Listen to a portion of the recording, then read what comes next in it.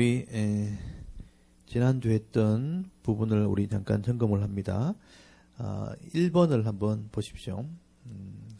우리 지난주 열왕기상 17장에서부터 20장까지 우리 했었거든요. 여기 1번에 엘리야 선지자의 이름의 뜻이 무엇일까요? 이렇게 했는데 엘리야의 이름의 뜻이 뭐죠? 엘로힘은 야훼라. 엘로힘은 하나님이고 야훼는 용어죠. 그래서 하나님은 여호와라. 그러니까 신은 여호와다 이런 뜻입니다. 우리가 믿는 신은 여호와 하나님이다. 이렇게 이해하시면 되겠죠. 그래서 엘리야의 사명은 뭐냐면 하나님, 그러니까 우리가 믿는 그 당시에 이스라엘이 믿는 여호와 하나님이 진짜 신이라는 것을 드러내기 위한 이름이죠. 엘리야라는 이름 자체가 사명이 바로 하나님이 진짜 우리가 믿는 신이라는 것을 드러내기 위한 사명이 있다는 것을 의미하는 것입니다. 그 다음에 두 번째, 엘리야 선지자가 제일 먼저 한 일이 뭘까요? 이스라엘 땅에 비가 멈추도록 기도하는 겁니다. 우상을 섬기는 왕, 우상을 섬기는 나라가 되어버렸죠. 그래서 하나님 말씀대로 비를 멈춰달라고 기도하는 것을 보게 되죠. 그대로 이루어지죠. 그래서 3년 6개월 동안 비가 오지 않습니다. 그 다음에 3번에 하나님께서는 기근이 왔을 때 엘리야를 시돈에 있는 사르밧 과부에게 보냅니다. 그 의도가 무엇일까요? 하나님께서는 의도적으로 엘리야를 시돈에 보냈죠. 이방 땅입니다. 그리고 이방 땅에 있는 한 과부, 사르밧이라는 동네 과부에게 은혜를 베풀죠. 왜 그렇게 했을까요? 그 의도를 이제 보자는 것이죠. 그래서 이 상황, 그 당시 상황과 또 나중에 이 부분이 예수님 설교에까지 인용이 됐다는 것을 이렇게 전체를 보면 이스라엘 땅에 은혜가 없었다는 뜻이에요. 그 이스라엘 땅에는 많은 과부가 있었지만 하나님 말씀대로 하나님을 섬기지 않았기 때문에 은혜를 베풀 수 없었다 하는 얘기를 하는 겁니다. 그래서 이방 여인이 선지자를 영접하고 존중히 여길 때 하나님이 그곳에 은혜를 베풀었다는 것을 보라 하는 의미가 있는 거죠. 그리고 우리는 전체적인 의미에서 하나님의 마음을 읽을 줄 알아야 되는 것이죠. 이건 무슨 말인지 이해되시죠? 그래서 그런 의미에서 엘리야의 사역이 의미가 있다는 것이죠. 그 다음에 4번에 우상을 아합 왕 밑에서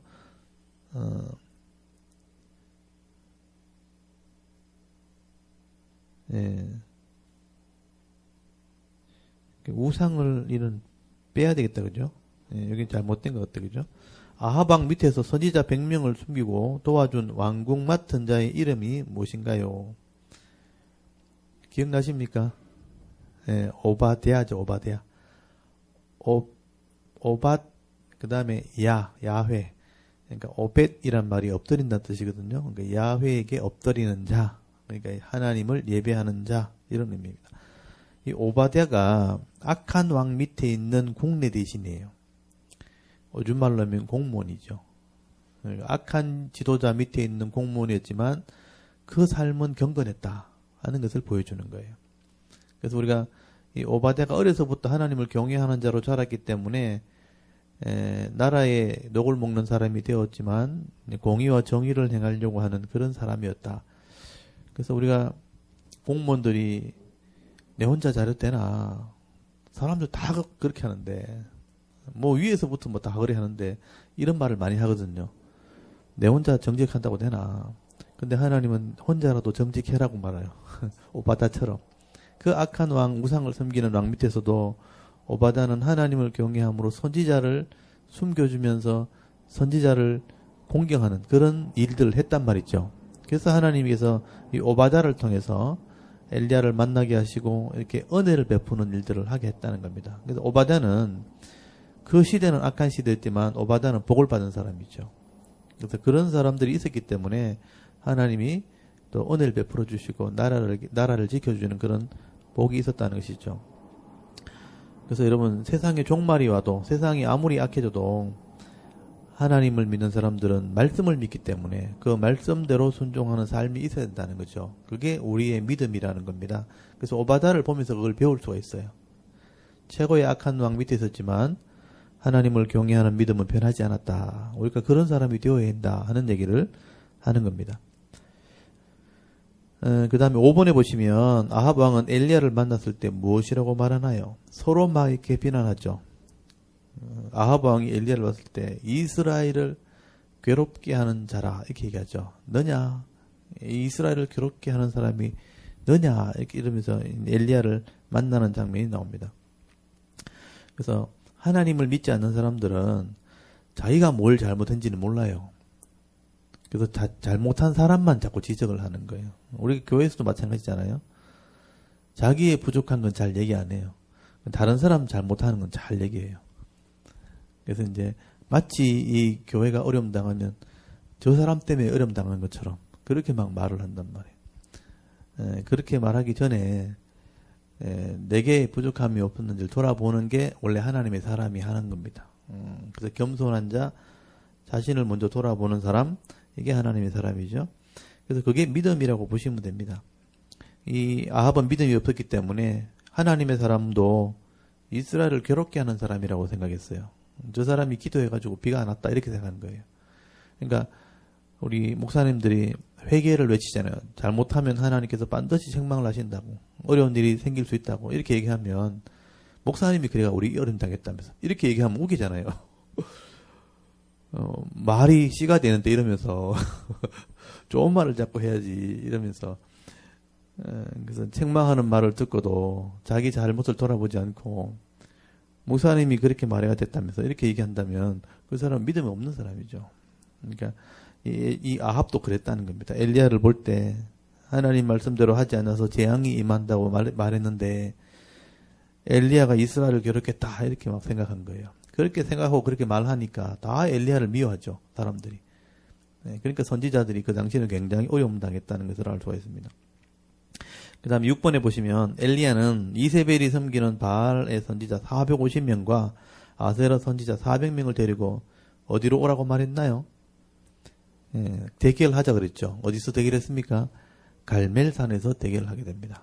그래서 갈멜산에서 이방신을 섬기는 사람이 기도하고 하나님을 믿는 선지자가 기도했을 때 누가 응답하느냐. 그래서 진짜 진짜 하나님이 누구인지를 보여주는 사역이죠. 그게 엘리야의 사역이었습니다. 그 다음에 7절에 보시면 엘리야 선지자는 이스라엘 백성에게 이렇게 얘기하죠. 너희가 어느 때까지 둘 사이에 뭐 하려느냐 하고 책망을 하죠. 이 둘 사이란 이 둘은 뭐를 의미하나요? 하나님과 바알, 아합이 또 이세벨이 믿는 바알과 또 이스라엘 백성들이 믿는 하나님 중에 어느 신이 진짜 신인지 몰랐다는 거예요. 이게 과연 그럴까 그렇게 얘기하지만 실제로 하나님을 가르치지 않으면 지금 요즘 젊은 사람들한테 하나님이 진짜 믿냐고 물어보면요. 내가 확실히 믿는다고 대답할 사람 많지 않을 거예요. 그냥 부모님이 교회 가라니까 내가 어릴 때부터 교회 다녔으니까 그냥 이렇게 앉아 있는 거지. 내 인격이 직접 하나님을 이제 체험하고 믿냐고 물어보면 글쎄요 이렇게 대답할 사람이 많을 거예요. 그러니까 다음 세대 또 넘어가 버리면 세상이 더 힘이 있는지 하나님이 더 힘이 있는지 얘기하라면 세상을 더 힘이 있다고 생각할 거예요. 그렇게 온전한 믿음이 없는 시대가 된 거예요. 바알이 진짜 신인지. 바알은 그 당시에 문화였거든요. 그 당시에 우상을 섬기면서 농경생활을 하면서 세상이 그 신을 섬기면서 다 음란을 행하고 오맹을 했기 때문에 그게 문화처럼 돼 있었고요. 상식처럼 돼 있었고 하나님은 특별한 사람이 믿는 것처럼 이렇게 돼 있단 말이죠. 그래서 바알이 진짜 신인지 하나님이 진짜 신인지 못할 정도로 사람들이 확실한 신앙을 가지고 있지 못했다 하는 것을 말씀하는 것입니다. 시간이 지나면 말씀을 가르치지 않으면 일반 성도는 물론이고 성도들조차도 교회 다니는 성도들조차도 진짜 하나님이 살아계신 하나님인지 헷갈릴 때가 온단 말입니다. 그냥 막연하게 하나님이라 그러지. 그러니까 이런 상태에서 진짜 하나님이 누구인지를 보여주는 게 엘리야의 사역입니다. 그 다음에 8번에 보시면 엘리사가 이거 엘리야죠. 이 오타입니다. 8번에 엘리야의 기도는 어떤 기도인가요? 그래서 엘리야의 기도는 사실 간단한 기도예요. 이 하나님이 여호와가 이스라엘의 하나님이신 것과 진짜 하나님이신 것과 그리고 내가 주의 종이 엘리야가 하나님의 종인 것과 이 지금 되어지는 일들이 하나님 말씀대로 되어진 것을 알게 하옵소서. 그렇게 정리하시면 돼요. 그래서 하나님이 진짜 살아계신 하나님인 것과 우리가 이제 기도한다면 이 시대도 하나님이 진짜 살아있는 하나님이신 것과 또 말씀을 전하는 이 주의 종들이 진짜 하나님의 종인 것과 또 이 모든 일들이 하나님의 말씀대로 되어진다는 것을 알게 하옵소서. 그렇게 기도한 거죠. 그래서 정확한 기도. 그래서 기도는 그렇게 길 필요가 없다는 거죠. 정확하게 기도하는 것. 그러니까 하나님을 의지하고 믿음으로 아뢰는 것이 진짜 기도지. 기도의 내용 자체는 사실 그렇게 중요한 건 아니에요. 하나님을 알고 믿음으로 구하는 그 하나님을 이름을 부른 그 자체를 중요하게 여기시는 거죠. 왜냐하면 아무도 하나님을 하나님이라고 부르지 않으니까. 네, 그 기도가 이제 하나님께서 늘 요구하시는 기도입니다. 그래서 너는 내게 좀 기도해라. 하나님께서 요구하시는 건 내 이름으로 내한테 좀 기도해라. 내한테 아무도 기도 안 하니까. 다른 신을 찾고 다른 우상을 따라가고 다른 세상을 따라가니까 하나님 백성이 하나님한테 기도해야지. 엉뚱하게 자꾸 기도하니까 너는 내게 부르짖으라. 이 부르짖으란 말도 사실은 이제 내 이름을 불러라 이런 뜻이거든요. 너희는 내 이름을 불러라. 그러면 내가 네게 응답해 주겠다. 그렇게 말씀하신 것입니다. 그래서 이 기도가 정확한 기도고 단순한 기도고 간단한 기도였는데 하나님이 믿음으로 간구한 것은 반드시 들으신다는 것입니다. 그래서 응답하셨죠. 그리고 10번에 보시면 9번이죠. 9번에 보시면 엘리야가 하나님께 기도할 때 불이 하늘에서 내려와 번제물과 나무와 돌과 흙과 도랑의 물까지 핫아버렸죠. 이때 이스라엘 백성들이 무엇이라고 외치나요? 이렇게 하나님의 기도가 응답된 것을 보고 나서 이스라엘 백성들이 외치죠. 뭐라고 외칩니까? 여호와 그는 하나님이시라. 여호와는 하나님 이름이에요. 와, 진짜 여호와가 신이시네. 그러니까 하나님이란 말, 엘로히란 말은 신이란 뜻이거든요. 바알이 신이 아니고 여호와가 신이시네. 이렇게 외친 거예요. 여호와가 하나님이시다. 여호와가 하나님이시다. 그렇게 외친 거죠. 하나님이 응답하셨다는 것을 이 사람들이 보게 되었다는 거죠. 근데 문제는 이렇게 외치고도 하나님 말씀을 순종하지 않았다는 겁니다. 아, 그랬지 하고 그냥 끝나는 거죠. 아합은 물론이고 도리어 엘리야를 죽이려고 했지 하나님께 회개하지 않았다는 거예요. 그래서 이런 기적과 능력을 보고도 하나님께 회개하지 않았습니다. 그래서 엘리야를 죽이려고 할 때 엘리야가 도망가 버렸죠. 그만큼 악한 시대가 된 거죠. 이스라엘 백성이 그렇게 악한 시대가 되었다는 것을 말씀을 하게 됩니다. 그 다음에 10번에 보시면 이세벨이 엘리야 선지자를 죽이려고 할 때 엘리야는 어디로 도망을 가나요? 이스라엘 땅 중에서는 제일 끝으로 도망갔어요.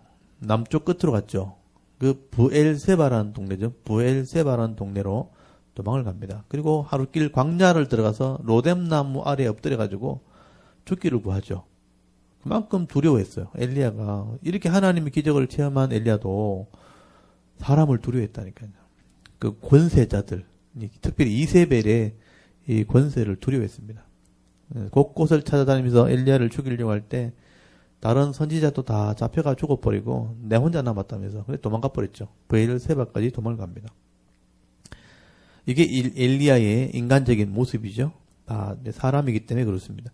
11번에 보시면 하나님께서 죽기를 구하는 엘리야를 세미한 음성으로 만나 주십니다.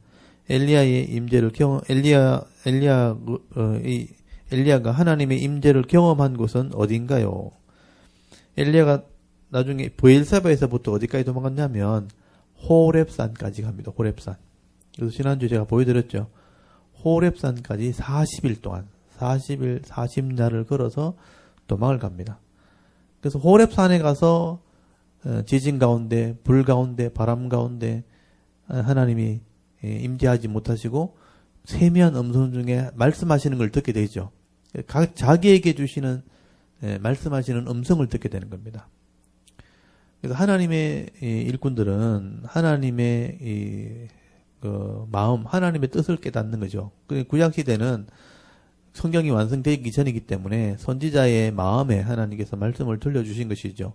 그래서 사명을 다시 주신 겁니다. 네가 할 일이 있다는 거죠. 여러분, 할 일이 있으면 죽고 싶어도 못 죽습니다. 생명이 주신, 내게 생명을 주신 내한테 사명이 있잖아요. 그 사명 감당할 때까지는 하나님께서 이 땅에 생명을 이렇게 남겨두시는 것이죠. 그 사명 감당하고 생명의 사명 감당했을 때 부름을 받는 겁니다. 그게 소천이에요, 소천. 여러분, 소명은 하나님이 사명을 깨닫게 하는 그걸 소명이라고 그러죠. 소명 다 감당하면 소천, 그러니까 부를 소자에 하늘 천자잖아요. 하늘의 부름을 받고 가는 거예요. 그게 소천이에요. 원래 우리가 이제 조금 잘못 사용하는 단어가 소천했다 이런 말 쓰는데 원래는 소천했다는 말이 틀린 말이죠. 그러니까 소천 당했다 이게 맞는 말이에요. 소천 받았다. 그러니까 하늘의 부름을 받았다 이렇게 말해야 맞는 거죠. 소천을 받았다. 소천 받았다가 정확한 표현입니다. 그래서 사명 감당해야 하늘로 가는 겁니다. 그래서 저는 살아있는 것은 아직 할 일이 남아서 그래요. 그래서 할 일 다 하면 내가 가기 싫어도 갑니다. 내게 주신 사명이 있기 때문에. 그 사명을 이제 주신 시간 안에서 그걸 깨닫고 감당해야 되는데 빨리 깨닫고 기쁨으로 즐겁게 하는 게 낫지 깨닫지 못해가지고 이것저것 하다가 시간 보내면 마지막에 그걸 깨달으면 시간은 없고 힘은 자꾸 약해지는데 나이가 들어서 약해지는데 힘들어져요. 그래서 빨리 깨닫는 게 훨씬 지혜로운 겁니다. 그래서 빨리 깨달으셔서 이왕이면 힘 있을 때 행복하게 잘 감당하다가 그래 가셔야 되는 거죠. 그래서 엘리야는 세미한 음성 중에 그 호렙산에서 하나님의 음성을 들으면서 자기 소명을 다시 한번 발견하게 되었다 하는 것을 말씀을 하게 됩니다. 그게 이제 호렙산이 신의 산이죠. 모세가 율법을 받았던 그 산이 바로 호렙산 신의 산입니다. 그 다음에 12번에 엘리야는 다시 하나님께 세 가지 사명을 받게 되죠. 세 가지 사명은 무엇일까요? 하사엘에게 아람 왕 되게 하고 예후에게 이스라엘 왕 되게 하고 그 다음에 엘리사를 네 종 삼아라. 후계자 삼아라. 그래서 이 세 가지 일은 나중에 이루어져요. 나중에 이루어지는데 엘리야와 엘리사가 이 사명을 감당하게 됩니다. 그 당시 선지자들의 사명이었죠. 그것을 엘리야에게 알게 하셨고 사람들이 나를 죽이려고 하니까 나를 데려가십시오. 죽게 해주십시오. 이렇게 말하다가 이 사명 감당해야 된다 하는 것을 깨닫고 다시 엘리사를 찾으러 가죠. 그래서 사명 감당하고 난 뒤에 엘리야는 진짜 부름받죠. 죽음을 맛보지 않고 하나님의 부름을 받게 되는 이 두 번째 사람. 성경에 보면 300년과 하나님과 동행하다가 에녹이 하나님께 이렇게 죽지 않고 갔다고 돼 있는데 두 번째로 엘리야가 죽음이라는 과정을 거치지 않고 하나님 나라를 가죠. 그래서 이제 이 엘리야가 끝까지 이제 세 가지 사명을 엘리사와 함께 감당하는 것을 보게 됩니다. 그 다음에 우리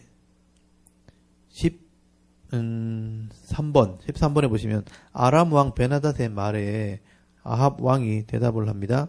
갑옷 입은 자가 갑옷 벗은 자 같이 자랑하지 못할 것이라고 말합니다. 이 말은 무슨 뜻인가요? 이 번역이 좀 어렵게 돼가지고 이 전쟁을 할 때 갑옷을 벗는다는 건 뭐냐면 전쟁이 끝났다는 의미거든요.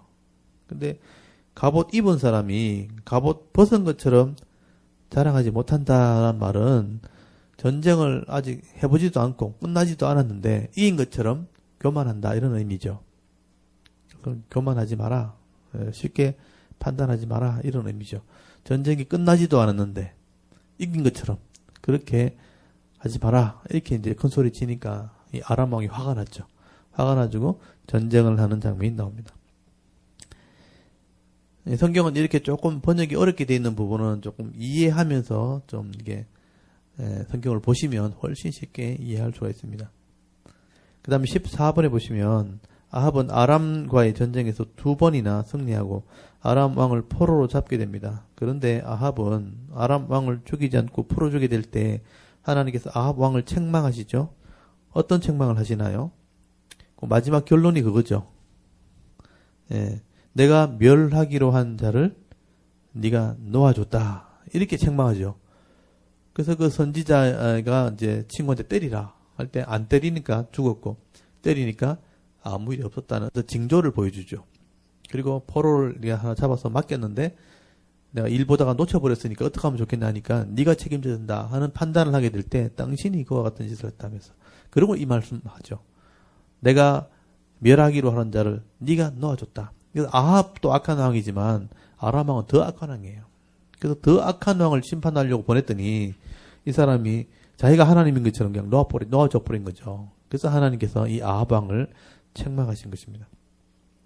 여러분, 아합 왕이 그러니까 믿음이 좀 있어가지고 하나님과 교통을 하고 하나님 관계가 좋았더라면 하나님이 뜻을 깨달았을 거예요. 아, 하나님께서 이렇게 해서 내게 복을 주셨구나 하고 악한 자는 심판하고 또 선한 사람에게 덕을 베푸고 이렇게 했을 건데 악한 사람이다 보니까 하나님 뜻을 모르는 거죠. 한번 이기면 자기가 잘난 줄 알고 적의 왕이 나한테 막 이렇게 굽신굽신하니까 교만해져가지고 내 형제여 하면서 그냥 놔줘 버린 거죠. 자기가 왕인 것처럼 막 놔줘 버리니까 선심을 쳐는 것처럼 놔줘 버리니까 하나님의 뜻을 생각하지 않고 네가 교만해서 네 욕심대로 악을 행했다. 이게 세상 사람들이에요.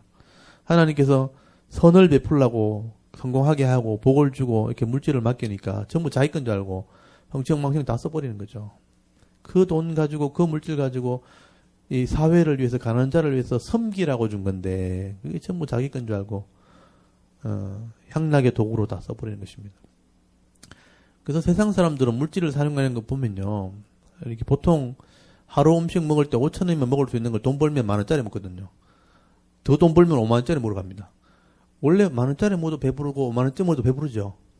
그러면 보통 사람 같은 경우에 10,000원짜리 먹으면 되는데 돈이 많아지면 생각이 교만해지는 거예요. 보통 취미생활 같은 게도 보통 이렇게 취미생활에도 이 수준이 다 있잖아요. 무슨 운동기구를 하나 사도 10,000원짜리도 있고 50,000원짜리 있고 100,000원짜리 있잖아요. 그럼 10,000원짜리 사면 되는데 돈 생기면 괜히 또 100,000원짜리 사는 거예요. 그렇게 돈을 쓰는 거죠. 그런 식으로 다 낭비를 하며 살아간다는 거죠. 근데 하나님의 사람들은 그 계산을 잘해야 되는 거예요. 내게 주신 만큼을 잘 이렇게 누리고 그 다음에 하나님 주신 것을 섬길 수 있는 그런 믿음이 있는 거죠. 그래서 물질에 욕심을 내도 어느 정도 끝 계산하는 것을 하나님 우리에게 허락하셨다는 걸 아셔야 돼요. 근데 세상 사람들은 그런 개념이 없는 거예요. 전부 자기 건 줄 아는 거죠. 그래서 더 돈 벌려고 투자하고 사실 돈 많은 사람이 더 돈 벌려고 하다 돈 다 잃어버리거든요. 옛날에 우리 노름할 때 보면 조금 따면 적당히 그만 넣어도 돼야 되는데 이 돈 가지고 더 많이 벌려고 올인하다가 다 날리잖아요. 마지막에 욕심 부려가지고. 그래서 이제 이 하나님 주신 것을 은혜를 알고 잘 섬길 줄 알아야 되는데 세상 사람들은 그런 믿음이 없다는 겁니다. 그래서 이 아합도 승리하게 하면 적을 이겼으면 하나님의 뜻을 따라서 악한 자는 심판해야 되는데 자기를 잘해준다고 그냥 놓아줘 버리는 거죠. 그래서 하나님의 뜻을 깨닫지 못하는 아합을 하나님 책망하신 거예요. 내 뜻은 너를 통해서 더 악한 자를 심판하려고 내가 전쟁에 이기겠는데 네가 놓아줘 버렸다. 내가 멸하기로 한 자는 네가 놓아줘 버렸다 하고 네가 책임져야 된다. 그래서 아합이 심판을 받게 됐다는 얘기를 하게 되는 겁니다. 이게 역사의 교훈이에요. 그래서 거기 21장 오늘 배울 때 보면 그 후에 이 일이 있으니라. 이런 일 때문에 아합이 심판받는 일이 벌어졌다 하는 얘기를 하게 되는 겁니다. 이제 앞으로 이제 배우게 될 거죠. 그 다음에 15번에 하나님께서 아합이 악한 왕이었지만 2번이나 아람 나라 왕의 전쟁에서 이기게 하신 것은 어떤 의미가 있다고 생각하나요? 이것은 이제 잘 생각해야 되겠죠. 하나님이 더 악한 자를 심판하시기 위해서 이렇게 악한 자를 쓰시기도 하신다 하는 것도 의미가 있고요. 조금 더 생각해 보면 아합 왕이 이렇게 전쟁에 승리함을 통해서 이 마음을 다 전쟁에 쏟고 있을 때 하나님께서는 선지자들을 도와주시는 거죠. 선지자들을 살려주시고 엘리야와 엘리사를 통해서 하나님의 양육할 하나님께서 환경을 허락하시는 겁니다. 이렇게 하나님께서는 이렇게 모든 것을 섭리하면서 일하신다는 거죠. 악한 자들이 전쟁에 막 승리할 동안 하나님께서는 선지자들을 이렇게 양육하신다는 것을 보게 됩니다. 그래서 나중에 엘리사가 엘리야와 함께 선지자의 생도, 선지자의 제자들을 이렇게 많이 양육해 놓은 것을 보게 되죠. 이세벨이 만약에 다 죽이려고 했다면 다 찾아 죽였겠죠. 근데 전쟁하는 동안 그럴 일을 하지 못하게 하는 것입니다. 그래서 하나님의 사람들을 많이 키워 나가는 것을 보게 됩니다. 그리고 뒤에 우리 족보 한번 정리하고 우리 진도를 나가도록 할게요. 아담에서부터 그 시드기야 왕까지 아담의 10대 손, 노아 홍수 이전에 믿음을 가졌던 사람들, 아담부터 노아까지 10명, 아담의 10대 손 다 기억하시죠? 이게 좀 꺼주실래요? 아담 다음에는 아담의 아들은 셋의 아들은 에노스의 아들은 게난의 아들은 마할랄렐의 아들은 야렛의 아들은 에녹의 아들은 모두셀라의 아들은 라멕의 아들은 노아. 이걸 안 쉬고 끝까지 아담서부터 해봅시다. 앞에 보고 다른 데 보지 말고 앞에 보고 시작.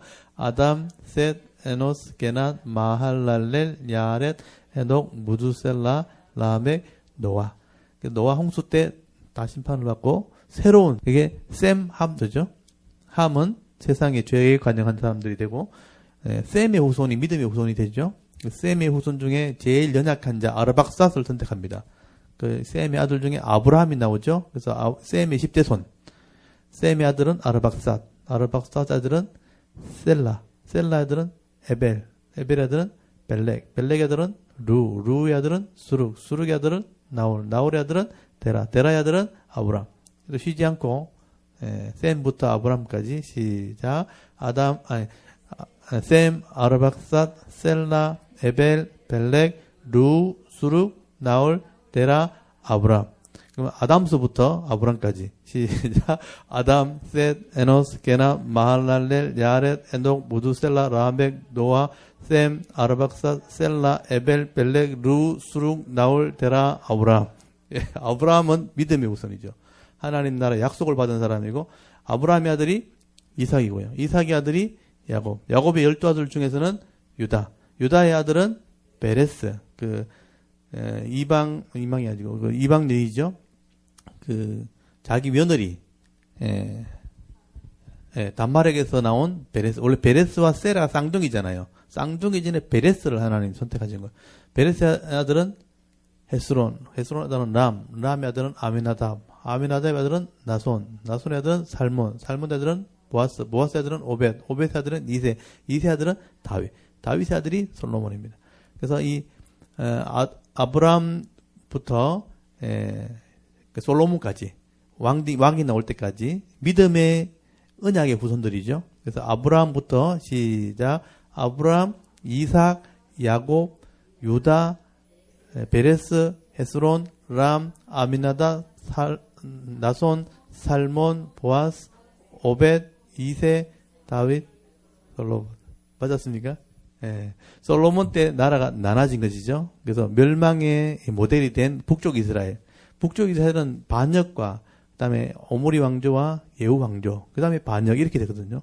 그래서 처음에 반역했던 첫 번째 왕이 여로보암, 금송아지 성에서 타락했죠. 여로보암의 아들이 나답. 그다음 반역해서 왕이 된 사람은 바하사의 아들은 엘라를 반역한 사람은 시므리를 죽인 사람은 오므리의 아들이 아합의 아들은 아하시아의 아들은 형제죠, 여호람.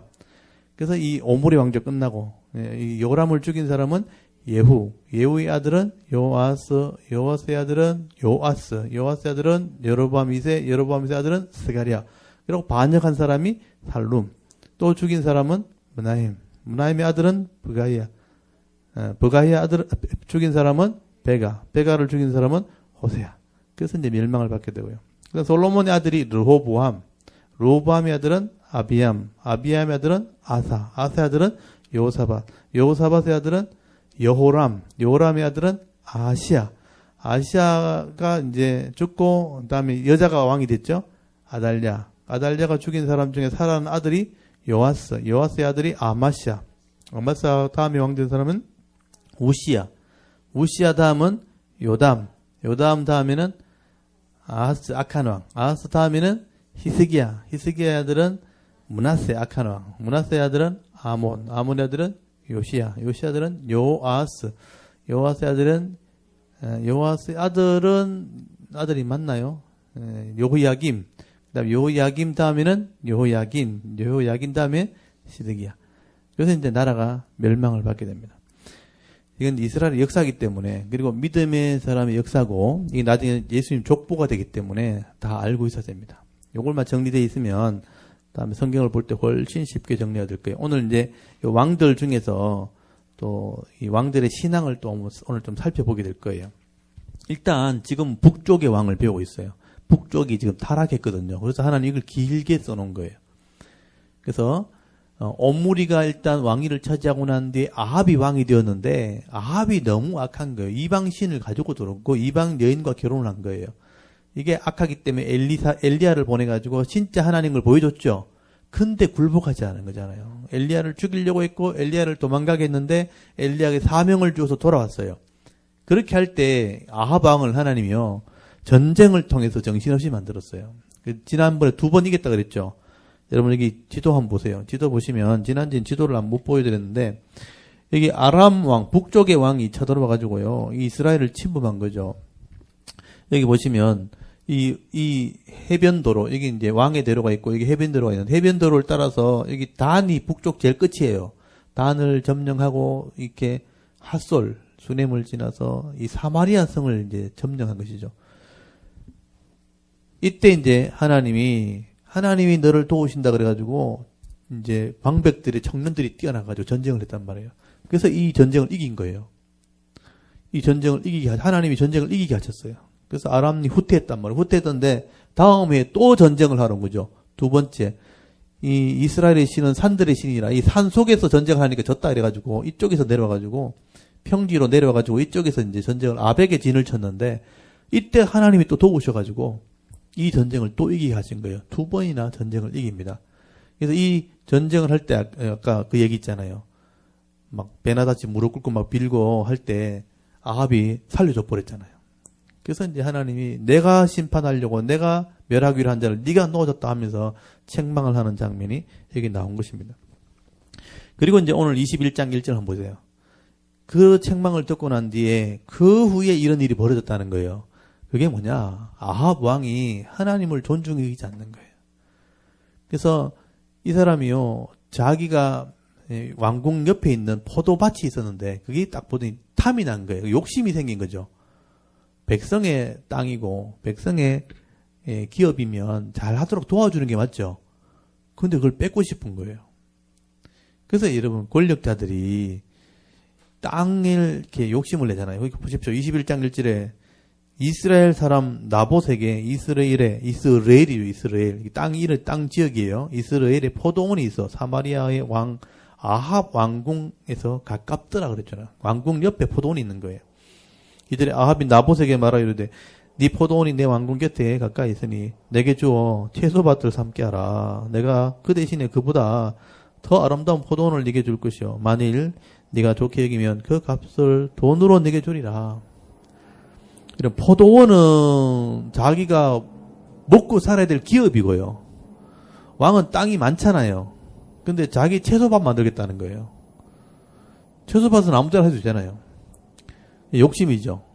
그래서 그 기업을 뺏어가지고 채소밭 할 테니까 땅 달라. 내가 돈 줄 테니까 하니까 이 나봇이라는 사람이 믿음의 사람이에요. 3절 한번 보십시오. 나봇이 아합에게 이르되 내 조상의 유산을 왕에게 주기를 여호와께서 금하실지로다. 이거는 뭐냐면 여호수아 때 기업으로 준 땅은요, 하나님이 준 땅이에요. 이걸 팔 수 없어요. 진짜 가난해가지고 어쩔 수 없이 팔았을 때는 다시 되돌려 받고 이렇게 친척이 물어줄 수 있지만 아무 이유 없이 그걸 팔 수 있는 게 아니란 말이에요. 이건 하나님이 금하시는 겁니다. 하나님의 기업입니다. 못 팝니다. 당당하게 그렇게 말한 거죠. 이것도 당연히 믿음 있는 얘기죠. 왕한테 그렇게 얘기할 수 있는 거는.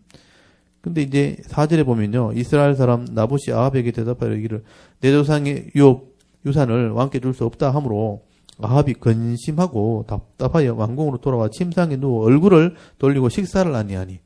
이런 왕이 백성이 땅 팔아 했는데 안 판다고 삐져가지고 밥을 안 먹고 돌아 누워 앉아 있는 거예요. 뭐 3살 먹은 애도 아니고. 그러면 좀 믿음으로 받아들여가지고 참 대단하네.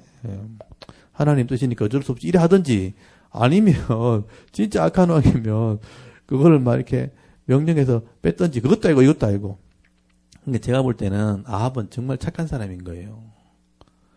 좀 순수한 사람이기도 하고 착한 사람이에요. 그러니까 백성이 안 된다 하니까 삐져가지고 이렇게 밥을 안 먹고 이렇게 하는 거죠. 근데 이 모습을 나중에 이세벨이 본 거예요. 이세벨은요, 독한 여자예요. 그래서 아합을 딱 쥐고 있단 말이죠. 그래서 이 아합이 땅을 팔라는데 안 팔았다 그래가지고 삐져가지고 밥도 굶고 있다 하니까 이세벨이 딱 오더니만 막 조롱을 하는 거예요. 아이고, 당신이 지금 이스라엘을 다스린다고 지금 하는 겁니까? 당신이 지금 왕입니까? 이렇게 비난하는 거죠. 여러분 7절 한번 보세요. 그의 아내 이세벨이 그에게 이르되 왕이 지금 이스라엘 나라를 다스리니까, 이건 비난하는 거죠. 왕이 아이고 그 백성의 땅도 하나 못 뺏어가지고 그걸 지금 왕이라고 지금 하고 있는 겁니까? 이렇게 말한 거예요. 그러면서 이세벨의 머릿속에는 계산이 빡빡 돌아가는 거죠. 이 땅을 뺏으려면 어떻게 되는가? 악한 쪽으로 머리가 돌아가는 거예요. 보세요. 일어나 식사를 하시고 마음을 즐겁게 하소서. 내가 이스라엘 사람 나봇의 포도원을 왕께 드리리다. 이렇게 하는 거죠. 내가 뺏어 드릴게요. 이렇게 한 거예요. 어떻게 뺏는 줄 아세요? 장로들에게 편지를 써가지고, 그 지역의 장로에게 편지를 써가지고 거짓 증인을 세워가지고 죽이라는 거예요. 여러분, 이런 생각을 당연하게 하는 걸 보면 이 사람이 얼마나 악한 사람인지 알 수 있는 거예요. 그 땅을 뺏기 위해서요, 그냥 뺏으면 비난을 받으니까 공식적으로 죽이는 거예요. 거짓 증인을 세워가지고 나봇이 죄를 지은 것처럼 뒤집어 씌워서 그렇게 해서 죽이라는 거예요. 이게 지금 세상의 권력자들이 하는 짓이에요. 그리고 권력자 뒤에는 누가냐면 사탄이 있는, 악한 영이 있는 거죠. 악한 영이 자기 욕심을 이룰 수 있는 꾀를 그렇게 넣어준 거죠. 그래서 세상의 권력자들은 힘을 가지면, 돈과 힘을 가지면 이런 짓을 해요. 그게 악한 영에게 지배당하는 영이에요. 보세요. 여기 8절에 보시면 아합의 이름으로 편지를 쓰고 인을 치고 봉하여 그의 성읍에서 나봇과 함께 사는 장로와 귀족들에게 편지를 보내요. 이게 권력을 남용하는 것이잖아요. 왕의 권력을 이용한, 왕의 도장과 왕의 이름을 딱 써가지고 보내는 거예요. 그러니까 아무도 이걸 못하는 거예요. 거절을 못하는 거예요. 이 권력자들이니까. 9절, 그 편지 사인에 이르기를 금식을 선포하고 나봇을 백성 가운데 높이 앉힌 후에 불량자 2사람이잖아요. 이게 악한 사람이죠. 그의 앞에 마주 앉히고 그에게 대하여 증거하기를 네가 하나님과 왕을 저주하였다 하게 하고 곧 그를 끌고 나가서 돌로 쳐 죽이라. 왕과 하나님을 저주했다고 거짓 증인을 세운 거예요. 이 2사람이 그렇게 소문을 내고 이 2사람이 증인이 돼줘버린 거죠. 이 사람이 거부할 수가 없어요. 왜냐하면 증인이 있으니까. 증인이 딱 있고 당사자들이 딱 있다고 얘기하니까 아무도 이걸 증명할 수 없는 거예요. 2사람이 확실한 증거를 가지고 있다고 얘기해버리니까 법적으로 죽이는 거죠. 이게 지금 공식적으로 악을 행하는 것입니다. 지금 정권에서 하는 일들이 다 이런 일들이죠.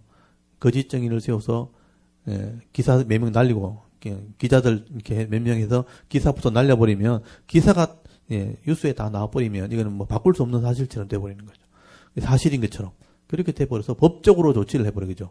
그래서 법관들이 다 재판을 하고 사형 언도를 내리면 사형할 수밖에 없는 그런 상황이 돼버려서 거짓 증인을 세워서 이 나봇을 죽여버립니다. 그리고 그 포도원을 빼앗게 되는 거예요. 그리고 아합에게 가가지고 보시오, 내가 빼앗았다고. 당신 가지라고. 이렇게 하는 거죠. 이게 얼마나 악한 짓입니까? 근데 뭐 부끄러움을 조금 더 느끼지 않죠. 이런 사람들이 바로 우상을 섬기는 사람이었다. 여러분, 적어도 바알이 신이고 아세라가 신이면 그 신을 섬긴다 하는 사람이 공의와 정의를 행하는 그런 믿음을 가졌다면 이렇게 하면 안 되죠. 그리고 그들도 신을 섬긴다고 하면서 우상을 섬긴다고 하면서 결국은 이런 악한 꾀를 당연한 것처럼 한다는 것은 이거는 하나님과 너무 다른 거예요.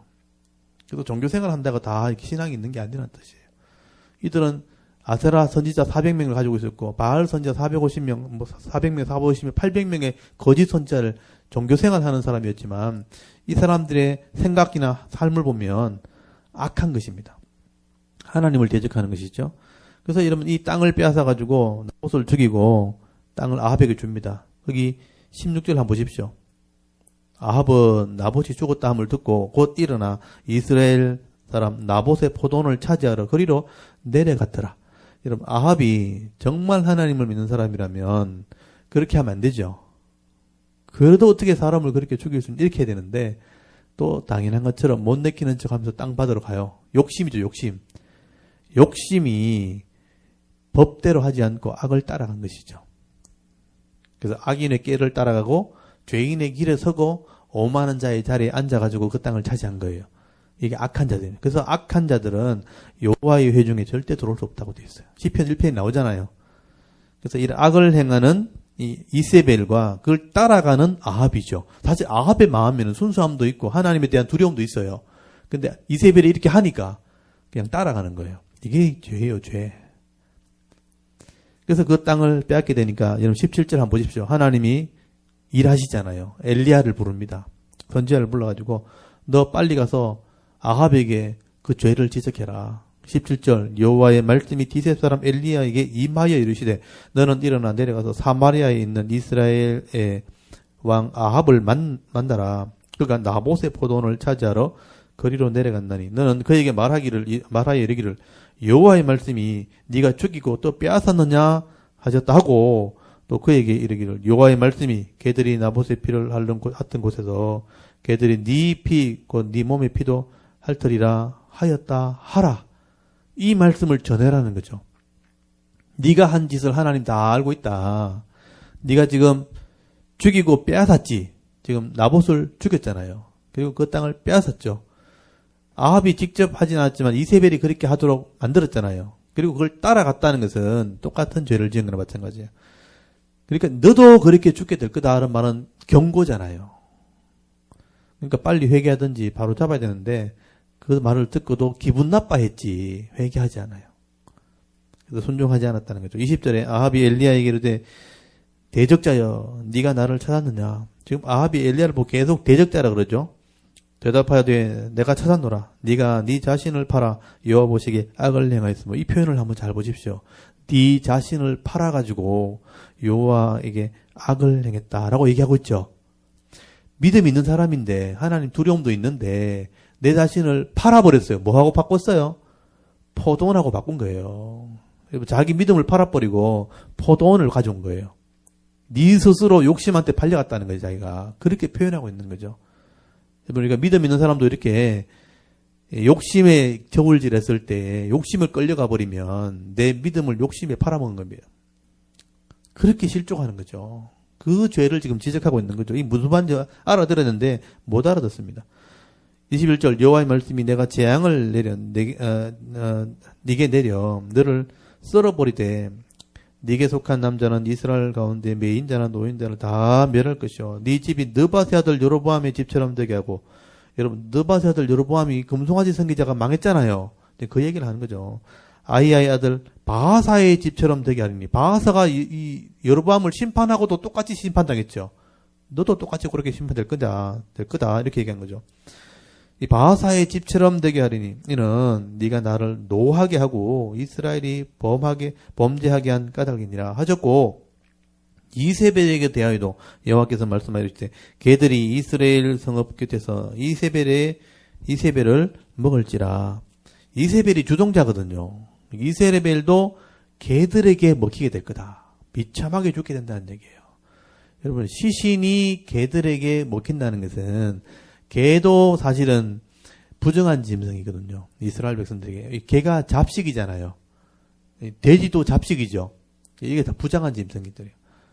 그래서 이제 이 비참하게 죽게 될 것을 말한 거죠. 24절 아합에게 속한 자로서 성읍에서 죽은 자들은 개들이 먹고 들에서 죽은 자는 공중의 새가 먹으리라 하셨느니라 하니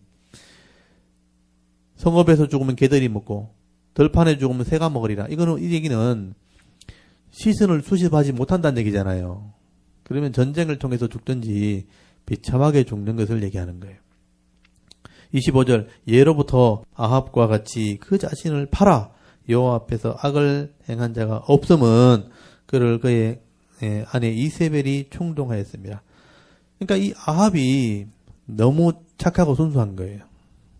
그러니까 자기 스스로 욕심을 이렇게 이기지 못하고 스스로 팔아서 죄를 지었는데 사실 누가 충동했냐면 이세벨이 충동지었다는 거죠. 이세벨이 주동자예요. 그러니까 이세벨이 주동자이기 때문에 나중에 하나님이 이세벨을 심판하십니다. 따라간 아합도 같이 심판을 당하게 되는 것이고요. 그러니까 여러분이 이런 이 악한 자를 이제 따라가면 안 되는 거예요. 그래서 이 아합은 나중에도 이렇게 여기 회개하는 장면이 또 나옵니다. 보십시오. 26절에 그가 여호와께서 이스라엘 자손 앞에 쫓아내신 아모리 사람의 모든 행함같이 우상을 복종하여 심히 가증하게 행하였더라. 이세벨이 죄가 우상을 섬긴 죄죠. 27절 아합이 이 모든 말씀을 들을 때에 그의 옷을 찢고 굵은 배로 몸을 동이고 금식하고 굵은 배에 누우며 또 풀이 죽어 다니더라. 이게 이제 마음은 찔린 거예요. 이제 이세벨이 죽는다 하고 이세벨에게 충동당했다고 막 이렇게 막 말씀을 계속 전하니까 마음은 찔린 거예요. 근데 삶은 바꾸지 못하는 거죠. 그만큼 믿음은 없는 거예요. 마음이 찔려가지고 거기 28절에 여호와의 말씀이 디셉 사람 엘리야에게 임하여 이르시되 아합이 내 앞에 겸비함을 네가 보느냐. 그가 내 앞에서 겸비함으로 내가 재앙을 저의 시대에 내리지 않냐고. 그의 아들 시대에야 그 집에 재앙을 내리라 하셨더라. 하나님이 또 이걸 또 보신 거예요. 마음에 찔려서 막 아파하는 그 모습 보시면서 그래도 아합이 불쌍하다 이러면서 하나님 마음이 얼마나 약한지 한번 보세요. 조금만 내가 잘못했다가 엎드리면 하나님이 그걸 또 불쌍히 여기시는 거예요. 그러니까 하나님이 회개하는 심령을 굉장히 기뻐하세요. 그래서 이 다윗이 그것을 나중에 깨닫거든요. 하나님은 거창한 이런 형식적인 제사보다도 통회하는 심령을 기뻐하신다는 거예요. 하나님이 원하시는 제사는 통회하는 마음이다. 회개하는 마음이다. 그래서 진짜 예배는 뭐냐면 말씀 앞에 엎드리는 겁니다. 저도 그걸 깨달았어요.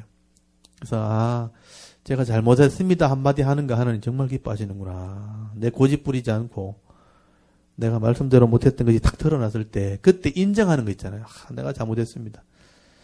다음에 또 그렇게 하는 걸 알지만 지금 내가 잘하려고 막 애쓸 때 하나님 그걸 기뻐하시는 거예요. 그래서 이 악한 이 아합이 겸비해서 옷을 찢고 막 이렇게 마음 아파하는 거 보시고 이걸 하나님께서 받으셨다는 거예요. 저 겸비한 감 봐라. 그래서 내가 악하지만 아합 때는 내가 하지 않고 아합 아들 때 내가 심판할 거예요. 그래서 아하시아가 죽고 요람이 비천하게 죽습니다. 그래서 이제 결국 심판하시기는 심판하신다는 얘기인데 이런 것을 기뻐하신다는 것을 이렇게 약간 보여주신 거예요. 그래서 이것다고 해서 아합이 용서된 건 아니에요. 그래서 그런 마음을 하나님 불쌍히 여기신 거죠. 긍휼히 여기셨다는 것을 이해하시면 좋겠습니다. 그리고 이제 22장이 아합이 죽게 되는 사건이 벌어진 거예요. 이런 사건을 통해서 아합은 죽게 되었다 하는 얘기를 하게 됩니다. 그래서 이 어디에도 아합이 회개한 증거는 없어요. 마음 아파한 증거만 있어요. 마음 아파한 증거만 있지 회개한 증거는 나타나 있지 않습니다. 그리고 22장에 보면 전쟁이 벌어지게 되는데 이 전쟁을 통해서 아합이 죽게 됩니다. 이 아람과 이스라엘 사이에 전쟁이 있어 3년을 지냈더라라고 돼 있죠. 그리고 이제 2절에 셋째 해에 유다의 여호사밧 왕이 이스라엘의 왕에게 내려가매. 그래서 이 여호사밧 왕이 등장하게 되는데 여호사밧 왕이 어느 정도 믿음 있는 사람인가 여러분 잘 모르시죠? 여러분 여호사밧의 아버지가 아사거든요. 아사는 이제 계속 배웠잖아요. 처음엔 잘했는데 나중에 다리에 병들어 죽었잖아요. 마지막에 하나님을 배반하고 그랬잖아요. 여호사밧은 그 다음에 왕이 되었는데 이 사람은요. 처음에 이 사람도 잘했어요. 아사 왕이 계획했던 것처럼 나름대로 계획을 합니다. 그래서 두 번째 계획한 사람이에요. 그래서 말씀을 막 가르치고 이렇게 해요. 근데 나중에 시간이 좀 지나고 나서 이제 아합하고 사돈을 맺으면서 점점점 타락의 길을 가게 되는 거예요. 그 내용을 먼저 여호사밧을 먼저 읽고 근데 요사밧이 나중에 이제 아합과 사도를 맺으면서 잘 지내게 되거든요. 그러니까 이 요사밧 때부터 북쪽과 잘 지낸 왕이 처음 나온 거예요. 아사 왕까지는 계속 북쪽과 전쟁을 했거든요. 영토 분쟁 때문에. 그러니까 남쪽의 왕을 치면 한번 보십시오. 르호보암, 아비암, 아사잖아요. 르호보암, 아비암, 아사까지는 북쪽과 계속 전쟁을 했어요. 북이스라엘과 같은 종족인데도 영토 분쟁 때문에. 근데 아사까지 딱 정리가 되고 난 뒤에 요사밧부터는 북쪽의 왕과 잘 지냈다는 거예요. 여기서부터는 북쪽과는 친하게 됐다. 그게 중요해요. 북쪽에 친하게 지내는 건 좋은데 그 신앙을 따라가면 안 되죠. 근데 요사밧은 그 신앙을 따라가다가 사돈까지 맺게 되니까 남쪽에까지 우상의 영향을 받게 되는 왕이 돼요. 근데 요사밧은 처음부터 그러지 않았다는 거예요. 처음에는 좀 신실했어요. 그래서 여기서부터 요사밧 왕을 제가 잠깐 보고 이 전쟁에 참여하는 내용이 뭔가를 살피도록 하겠습니다. 그래서 거기 22장 1절 옆에다가 역대하 17장이라고 써놓으세요. 역대하 17장. 역대하 17장에 가면 여호사밧이 어떤 신앙을 가진 사람인지를 설명해놨어요. 그걸 딱 보고 난 뒤에 그 다음에 아합과 어떤 관계를 맺었는지를 한번 보도록 하겠습니다. 일단 역대하서 17장. 개인적으로 보실 때는 이런 부분을 잘 못 보기 때문에 이 부분을 같이 한번 보면서 여러분 같이 한번 이렇게 남쪽과 북쪽의 왕들의 신앙을 한번 잘 살펴보시기 바랍니다. 역대하 17장. 자, 한번 펴보십시오. 역대하 17장을 펴보시면 그 16장 끝에는 아사왕이 죽은 얘기가 나와요. 아사왕이 다리에 병들어 죽은 거 아시죠? 병이 위독하여서 죽게 되었다라고 되어 있어요. 그리고 17장 1절 한번 보세요. 찾으셨죠? 17장 1절을 보시면 아사의 아들 요사밧이 대신하여 왕이 되어 스스로 강하게 하여 이스라엘을 방어하되 유다 모든 경관 성읍의 군대를 주둔시키고 또 유다 땅과 그의 아버지 아사가 정복한 에브라임 성읍들의 영문을 두었더라. 그러니까 이 아사가 전쟁을 통해서 땅을 다 지켜놨거든요. 근데 요사밧이 그것을 이어받게 되었고 나라를 든든하게 세웠다는 거죠. 그리고 3절 보십시오. 여호와께서 요사밧과 함께 하셨으니 이는 그가 그의 조상 다윗의 처음 길로 행하여 바알들에게 구하지 않냐고. 이게 믿음 있는 사람이죠. 다윗의 처음처럼 했다는 거예요. 그러니까 이 사람은 굉장히 신실한 사람이죠. 4절 오직 그의 아버지의 하나님께 구하며 그의 계명을 행하고 이스라엘의 행위를 따르지 아니하였습니다. 여기 그의 계명을 행하고 하는 거 이게 중요한 거예요. 이 다른 왕들에게는 이런 표현이 안 나왔어요. 이게 처음 나온 거예요. 이 남쪽 왕 중에서는 여호와의 계명을 행하려고 했다는 거죠. 5절에 그러므로 여호와께서 나라를 그의 손에 견고하게 하심에 유다 무리가 여호사밧에게 예물을 드렸으므로 그가 부귀와 영광을 크게 떨쳤더라. 여러분 계명을 지키려고 하니까 하나님이 나라를 견고히 세워주셨어요. 이게 이스라엘 왕들 중에 자세히 표현되어 있지 않지만 이런 표현을 통해서 믿음이 있다는 걸 드러내는 거예요. 여러분이 하나님 계명 지키려고 하면 하나님이 여러분의 가정을 세우신다는 거예요. 그리고 부와 영광을 크게 떨치게 하셨다. 7절 한번 보십시오. 그가 왕이 있은 지 3년에 그의 방백들 벤하일과 오바댜와 스가랴와 느다넬과 미가엘을 보내어 유다 여러 성읍에서 가르치게 하고 여기 줄을 쳐놓으세요. 말씀을 가르치게 한 거예요. 이 사람이요. 백성들을 말씀으로 가르치게 하니까 백성들이 부흥하겠죠. 회복되겠죠. 그 은혜를 누린 겁니다. 8절 또 그들과 함께 레위 사람 스마야와 느다냐와 스바랴와 아사엘과 스미라못과 여호나단과 아도니아와 도비아와 도바도니아르 등 레위 사람들을 보내고 또 저희와 함께 제사장 엘리사마와 요람을 보내었더니 그들이 요걸 잘 줄쳐놓으세요. 여호와의 율법을 가지고 유다에서 가르치되 그 모든 유다 성읍들로 두루 다니며 백성을 가르쳤더라. 이게 이제 여호사밧이 다윗처럼 한 거예요. 그러니까 레위인과 제사장이 원래 말씀을 가르치는 사명이 있는 사람인데 이런 사람들을 통해서 말씀을 가르치도록 격려했다는 겁니다. 이 여호사밧이 이건 이제 다윗처럼 진짜 잘한 거예요. 그렇게 할 때 10절 한번 보세요. 여호와께서 유다 사방의 모든 나라에 두려움을 주사 여호사밧과 싸우지 못하게 하심에 그러니까 평화를 주신 거죠. 하나님이 주위의 나라들 두려움을 줘버린 거죠. 이게 여러분에게 다 적용되는 거죠. 여러분이 말씀대로 가르치고 사명 감당하게 되어지면 주위에 있는 대적들을 하나님 다 막아주시는 거예요.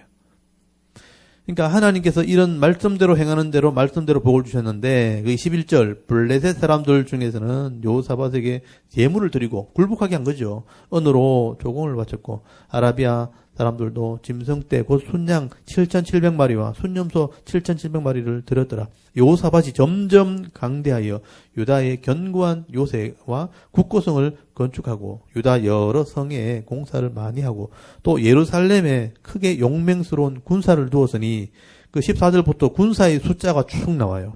여기 보면 천부장 중에 이런 아드나가 어뜸이 되고 큰 용사 30만 명을 거느렸고 그리고 15절에 지휘관 요하난 같은 지휘관은 28만 명을 거느렸고 그리고 거기 밑에 보시면 시그리 아들 아마시아는 거기 큰 용사 20만 명을 거느렸고 또 베냐민에 속한 자 중에 큰 용사 엘리아다는 활과 방패를 잡은다 20만 명을 거느리고 그 다음은 여호사밧이라 싸움을 준비한 자 18만 명을 거느렸으니 이 군대가 강력한 군대가 예루살렘과 주위에 있었다는 거예요.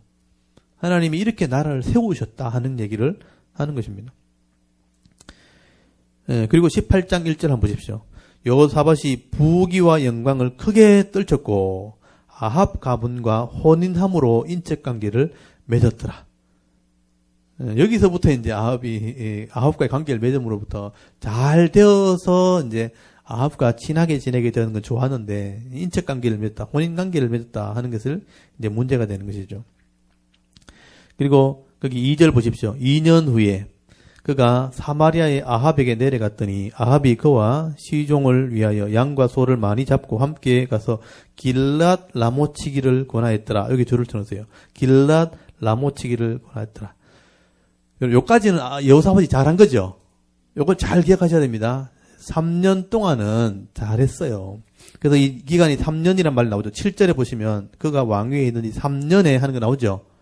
3년 동안은 하나님을 잘 섬겼고 지도자를 세워서 말씀을 가르치고 나라도 튼튼했고 국방도 튼튼했다 이렇게 되어 있죠.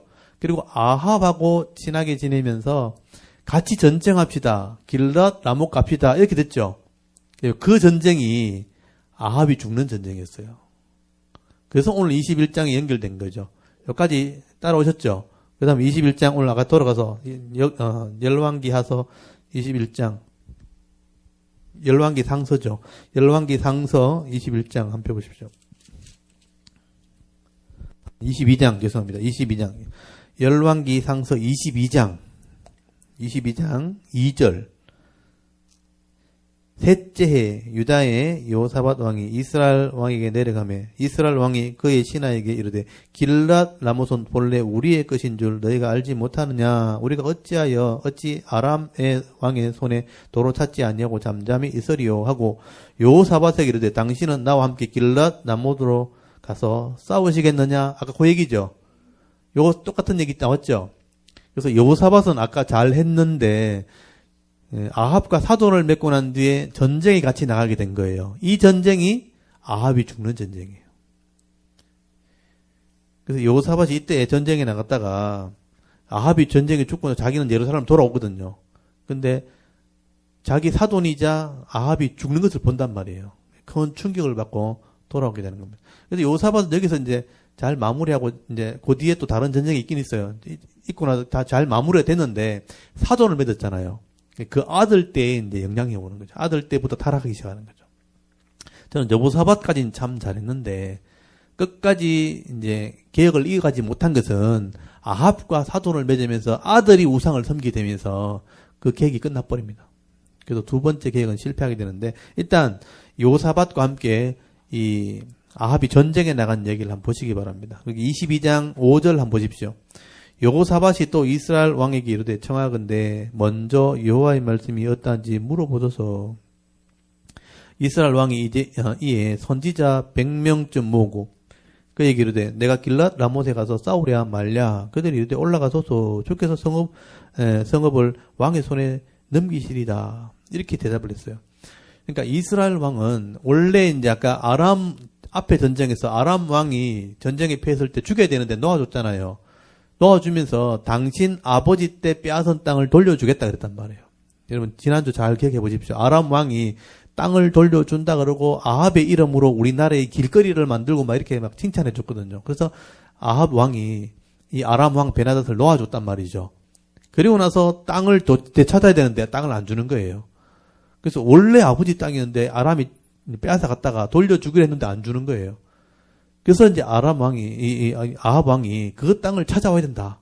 이렇게 얘기하면서 이 여호사밧이 그 당시에 군사력이 강대졌기 때문에 같이 갑시다. 이렇게 한 거예요. 같이 가서 우리는 한 나라니까, 이제 그때 그렇게 얘기한 거죠. 한 나라니까 이 땅을 도로 찾아와야 되지 않겠습니까? 그러니까 여호사밧이 당신의 나라가 내 나라고 내 백성이 당신의 백성이니까 같이 갑시다. 그런데 하나님께 물어보고 갑시다. 이렇게 한 거죠. 그러니까 아합이 하나님께 물어보자 하니까 자기 선지자들 있잖아요. 바알과 아세라 선지자들. 그 100명쯤 불러내고 내가 올라가려 하니까 다 올라가라는 거예요. 그러니까 여호사밧이 못 믿은 거예요. 이런 선지자들 말고 진짜 하나님의 선지자 없습니까? 하고 물어보니까 아합이 하나 있긴 있는데 맨날 뭐라 하기만 하기도 뭐라 하기만 하고 좋은 얘기 안 한다면서. 그 사람이 진짜 선지자입니다. 그 사람을 불러서 물어봐야 됩니다. 그래서 미가야라는 선지자를 불러오게 되는 겁니다. 하나님의 선지자죠. 이 미가야라는 선지자는 거짓 선지자가 있는 곳에서 아합을 늘 책망했던 사람 중에 한 사람인 것 같아요. 그래서 이 사람을 찾게 되는데 여러분 거기 7절 한번 보십시오. 여호사밧이 이르되 이 외에 우리가 물을 만한 여호와의 선지자가 여기 있지 않냐니까. 이스라엘 왕이 여호사밧에게 이르되 아직도 이물라의 아들 미가야 한 사람이 있으니 그로 말미암아 여호와께 물을 수 있으나 그는 내게 대하여 길한 일은 예언하지 않냐고 흉한 일만 예언하기로 내가 그를 미워하나이다. 아합이 바르게 안 사니까 맨날 그래 하면 망합니다. 그래 하면 어려움 당함 이런 얘기만 하니까 맨날 흉한 얘기만 한다면서 자기 잘못한 건 얘기 안 하고 그죠? 그러니까 내가 미워한다면서 맨날 책망만 하니까 그 사람 불러야 됩니다 하고 부르게 되는 것이죠. 9절에 이스라엘 왕이 한 내시를 불러 이르되 이물라의 아들 미가야를 속히 오게 하라 하니라. 이스라엘의 왕과 유다의 여호사밧 왕이 왕복을 입고요. 사마리아 성문 어기 광장에서 각기 왕좌에 앉아있고 모든 선지자가 그들 앞에 예언을 하고 있는데 그나의 아들 시드기야, 요 시드기야는요 거짓 선지자입니다. 그러니까 바알을 섬기는 거짓 선지자입니다. 시드기야는 자기를 위하여 철로 뿔들을 만들어 가지고 말하되 여호와의 말씀이 왕이 이것들로 아람 사람을 찔러 진멸하리라 하셨다 하고 모든 선지자도 그와 같이 예언하여 이르기를 길랏 라못으로 올라가서 승리를 얻어서 여호와께서 그 성읍을 왕의 손에 넘기시리다 하더라. 여러분 이 시드기야가 그러니까 아합의 밑에서 거짓 선지자 하는 사람이거든요. 근데 이 사람이 자기 선지자들과 함께 철로 된 게 뿔, 그러니까 아마 머리에 쓴 관에 뿔이 달린 모자 같은 걸 썼겠죠. 철로 된 뿔, 그러니까 권위를 상징하는 거죠. 그 모자를 쓰고 사람들 앞에서 하나님의 뜻은 올라가는 겁니다 하고 예언을 해준 거예요. 근데 미가가 또 온 거죠. 그래서 13절에 보시면 미가야를 부르러 간 사신이요 일러 이르되 선지자의 말이 하나같이 왕에게 길하게 하니 청하건대 당신의 말도 그들 중에 하나처럼 한 사람의 말처럼 길하게 하소서. 이게 정치적인 발음이죠. 다른 선지자가 다 전쟁에 나가라 하니까 당신도 왕한테 이렇게 나가라고 얘기하십시오. 이거는 하나님의 말을 하는 게 아니고 사람을 좋게 하란 말이죠. 그렇게 일러주는 걸 딱 듣습니다. 근데 미가야 하는 말이 14절에 미가야가 이르되 여호와께서 살아계심을 두고 맹세하노니 여호와께서 내게 말씀하시는 것 곧 그것을 내가 말하리라 하고 왕에게 이르니 왕이 그에게 이르되 미가야야 우리가 길랏 라못으로 싸우러 가랴 또는 말랴. 그가 왕께 이르되 올라가서 승리를 얻으소서. 여호와께서 그 성읍을 왕의 손에 넘기시리다. 줄을 쳐놓으시고요. 하나님의 뜻이 뭐냐 하면 전쟁에 나가서 아합이 죽는 거예요. 그러니까 전쟁에 나가는 게 맞죠. 그래서 하나님의 뜻은 전쟁에 나가는 겁니다. 그리고 전쟁에 나가서 승리하십시오. 그래서 이 미가야는 하나님의 뜻을 전한 거예요. 근데 여호사밧이 볼 때 그게 진짜 승리를 위한 승리가 아니라는 거예요. 이거는 이제 느낌이죠, 느낌. 만약에 여러분 진짜 승리 같으면 기뻐하면서 얘기해야 돼요. 담대하게 얘기해야 되는데 지금 미가야가 하는 말투가 뭐냐면 하나님의 뜻은 전쟁에 나가는 겁니다. 그리고 속으로는 당신 아합이 죽을 겁니다. 그 얘기는 안 한 거예요. 전쟁에 나가는 것만 하나님 뜻입니다라고 말한 거죠. 그러니까 이 여호사밧이 볼 때 진짜 뜻이 뭐냐 하고 궁금해서 물어보는 거예요. 이게 이제 중요한 거죠. 16절에 왕이 그에게 이르되 내가 몇 번이나 네게 맹세하게 하여야 네가 여호와의 이름으로 진실하는 것을 내게 말하겠느냐. 그가 이르되 내가 보니 온 이스라엘이 목자 없는 양같이 산에 흩어졌는데 여호와의 말씀이 이 무리에게 주인이 없으니 각각 평안히 자기 집으로 돌아갈 것이니라 하셨나이다. 요거는 자기 진심이죠. 전쟁에 나가는 것은 맞는데 이스라엘에 목자가 없습니다. 그 얘기를 한 거예요. 이스라엘의 목자가 누구냐면 아합 왕이거든요. 근데 아합 왕이 없습니다. 이렇게 한 거는 뭐냐면 아합 왕이 죽을 것이라는 얘기를 한 거예요. 사실은요. 그러니까 이제 화가 난 거죠. 18절에 이스라엘 왕이 여호사밧 왕에게 이르되 저 사람이 내게 대하여 길한 것을 예언하지 않냐고 흉한 것을 예언하겠다고 당신에게 말하지 않냐니까. 보십시오. 이스라엘에 왕이 없다 그러잖아요. 그건 자기 죽는다는 얘기잖아요. 흉한 얘기를 했다는 얘기죠. 그래서 19절에 미가야가 이르되 그런즉 왕은 여호와의 말씀을 들어서 하면서 이제 왜 전쟁에 나가게 되었는지를 하늘에서 하나님께서 의논했던 얘기를 말해주는 거예요. 전쟁에 나가는 걸 맞는데 당신이 나가면 죽게 된다는 것을 설명해 주는 거예요. 이게 미가야가요. 천상에서 하나님께서 이 아합을 죽이기 위해서 천사들과 의논했던 얘기들을 직접 해줍니다. 이걸 보면서 하나님께서 이렇게 일하신다는 걸 우리가 조금 눈치를 채게 되는 거죠. 미가야 얘기를 한번 들어보십시오. 19절부터 보십시오. 미가야가 이르되 그런즉 왕은 여호와의 말씀을 들어서서 내가 보니 여호와께서 그의 보좌에 앉으셨고 하늘의 만군이 그의 좌우편에 모시고 서 있는데 이게 하나님의 어전 회의예요. 하나님 보좌에서 이렇게 회의를 하시는데 20절 여호와께서 말씀하시기를 누가 아합을 꾀어 그를 길랏 남못에 올라가서 죽게 할고 하시니 하나는 이렇게 하겠다 또 하고 또 하나는 저렇게 하겠다 하였는데 아마 하나는 하는 걸 보면 천사들이 그렇게 막 의견을 했던 것이죠. 아합이 심판을 받아야 되는데 죽어야 되는데 어떻게 죽이면 되겠는가 하고 의논하니까 이 천사가 이렇게 합시다. 저 천사가 또 이렇게 합시다. 여러 가지 의견을 내놨다는 거죠.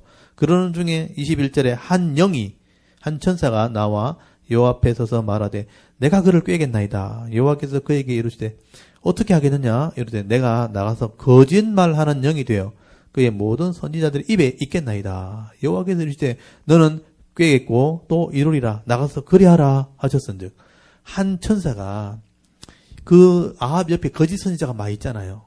거짓 선지자의 그 영에 들어가가지고 거짓으로 전쟁에 나가도록 꾀겠다는 거예요. 그럼 아까 거짓 선지자들이 전쟁에 나가면 이긴다는 얘기를 다 했잖아요. 그 거짓 선지자들도 영의 지배를 받은 사람들이거든요. 그러니까 하나님이 그 거짓 선지자들을 영적으로 이제 속여가지고 그 전쟁에 나가게 했다.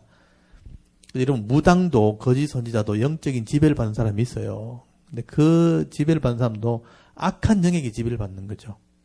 그래서 때로는 하나님이 쓰실 때도 있는데 이렇게 이 거짓 선지자의 입을 통해서 전쟁에 나가게 만들었다라고 하게 된 것이죠.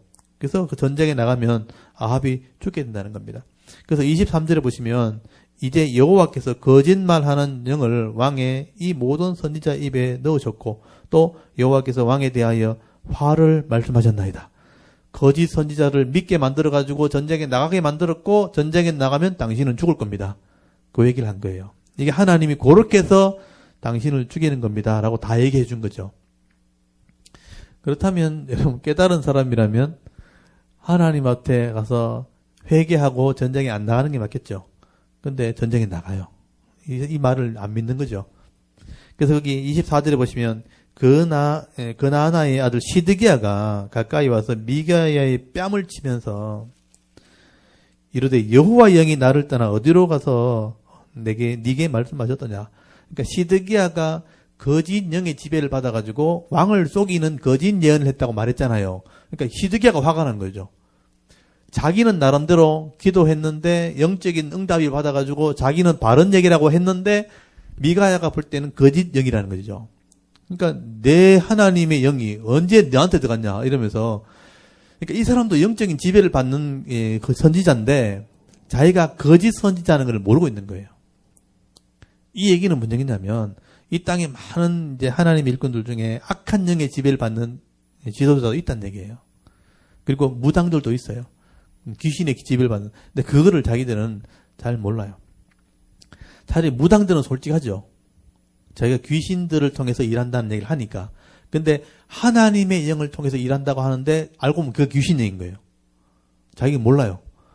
그렇게 쏟고 있는 것도 모르는 사람이 많다는 거예요. 그 얘기를 지금 하는 것이죠. 시드기야가 화가 나가지고 자기는 하나님의 영이라고 믿고 있는데 어디 나를 떠나서 네게 들어갔냐 하면서 미가야를 빵을 때리는 것은 미가야 네가 잘못됐다 이렇게 한 거죠. 그래서 여기 25절에 보면 미가야 한 말이 하죠. 미가야가 이르되 네가 골방에 들어가서 숨는 그 날에 보리라. 나중에 깨닫게 될 거다. 이스라엘 왕이 이르되 미가야를 잡아 성주 아몬과 왕자 요아스에게 끌고 돌아가서 말하기를 왕의 말씀이 이놈을 옥에 가두고 내가 평안히 돌아올 때까지 고생의 떡과 고생의 물을 먹이라 하였다라. 미가야 선지자를 이렇게 자기 선지자를 거짓 선지자로 몰아붙이고 왕을 죽겠다고 말했기 때문에 감옥에 집어넣으라는 거예요. 내가 돌아오면 널 죽일 거다. 미가야가 하는 말이죠. 당신이 돌아오면 진짜 죽겠지만 못 돌아올 겁니다. 그렇게 얘기한 거예요. 그래서 여기 28절에 보시면 미가야가 이르되 왕이 참으로 평안히 돌아오시게 될진데 여호와께서 나를 통하여 말씀하시지 아니하셨으리다. 또 이르되 너희 백성들아 다 들을지어다 하니라. 그러니까 평안히 돌아오지 못한다는 얘기죠. 당신은 전쟁터에 나가 죽을 겁니다. 그렇게 얘기한 거죠. 그래서 29절부터 왕이 이제 전쟁터에 나가는 얘기가 나온 거예요. 이 아합 왕이요. 이 말을 듣고 나니까 전쟁터에 나가서 땅을 빼앗으러 가야 되긴 하겠는데 죽는다 하니까 겁이 나잖아요. 그러니까 왕의 옷을 입지 않고 사병의 옷을 입고 나갑니다. 변장을 하게 되는 것이죠. 변장을 하고 자기가 왕이 아닌 것처럼 하고 전장에 나가는 거죠. 겁은 나는데 회개하기는 싫고 자기 마음을 꺾기는 싫고 자존심은 있고 그래서 전쟁터에 나가는 거예요. 죄의 길을 가는 거죠. 심판의 길을 가는 겁니다. 겁은 나는데 심판의 길을 지금 가고 있는 겁니다. 그리고 29절에 이스라엘의 왕과 유다의 여호사밧 왕이 길랏 라못으로 올라가니라. 이스라엘 왕이 여호사밧에게 이르되 나는 변장하고 전쟁터로 들어가려 하노니 당신은 왕복을 입으소서 하고 이스라엘 왕이 변장하고 전쟁터로 들어가니라. 이게 뭐라 그래야 될까요? 왕이 왕복을 벗어버리고 겁은 나고 있죠. 안 갈 수는 없고 회개하면 될 텐데 그냥 포기하면 될 텐데 하나님이 심판한다 그랬으니까 그 심판을 두려워한다면 회개하면 될 텐데 하나님 살려주십시오 그러면 될 텐데 그냥 전쟁 나가는 거예요. 변장을 하고 나가는 것이죠. 그때 아람 왕이요. 23절 보십시오. 이스라엘 왕이 여호사밧에게 이르되 거기 31절에 보시면 31절 아람 왕이요. 아람 왕이 그의 병거의 지휘관 32명 딱 불러 모아놓고요. 너희는 작은 자나 큰 자나 더불어 싸우지 말고 오직 이스라엘 왕과 싸우라. 이 아람 군사들이요. 32명의 특공대를 만들었어요. 너는 다른 사람 죽이지 말고 아합 그러니까 이스라엘 왕만 죽여라. 그런 특공대 딱 만든 거죠. 그래서 이 아합 왕을 죽이려고 하나님께서 아마 계획을 했던 것 같아요. 그래서 전쟁이 벌어졌고 서로 막 치고받고 하는데 이 32명은 아합 왕만 찾아다닌 거죠. 근데 왕복 입은 사람이 없는 거예요. 한 사람 있는 게 여호사밧인 거죠. 여호사밧이 왕인 줄 알고 갔더니 여호사밧은 유다 왕이고 북쪽 왕이 아닌 거예요. 그래서 이 사람들은 이런 왕을 죽이려고 하면 왕의 그 문향, 왕의 깃발 이걸 다 이제 외운 사람들이죠. 그러니까 아합 왕이 어떤 옷을 입고 있고 어떤 깃발을 들고 있고 어떤 문향의 병거를 몰고 있는지 다 알고 있는 사람들이죠. 그래서 그 병거를 찾아다니는 거예요. 왕의 병거를 찾아다니는 거죠. 가보면 유다 왕인 거예요. 그래서 이제 왕을 찾지 못한 것이죠.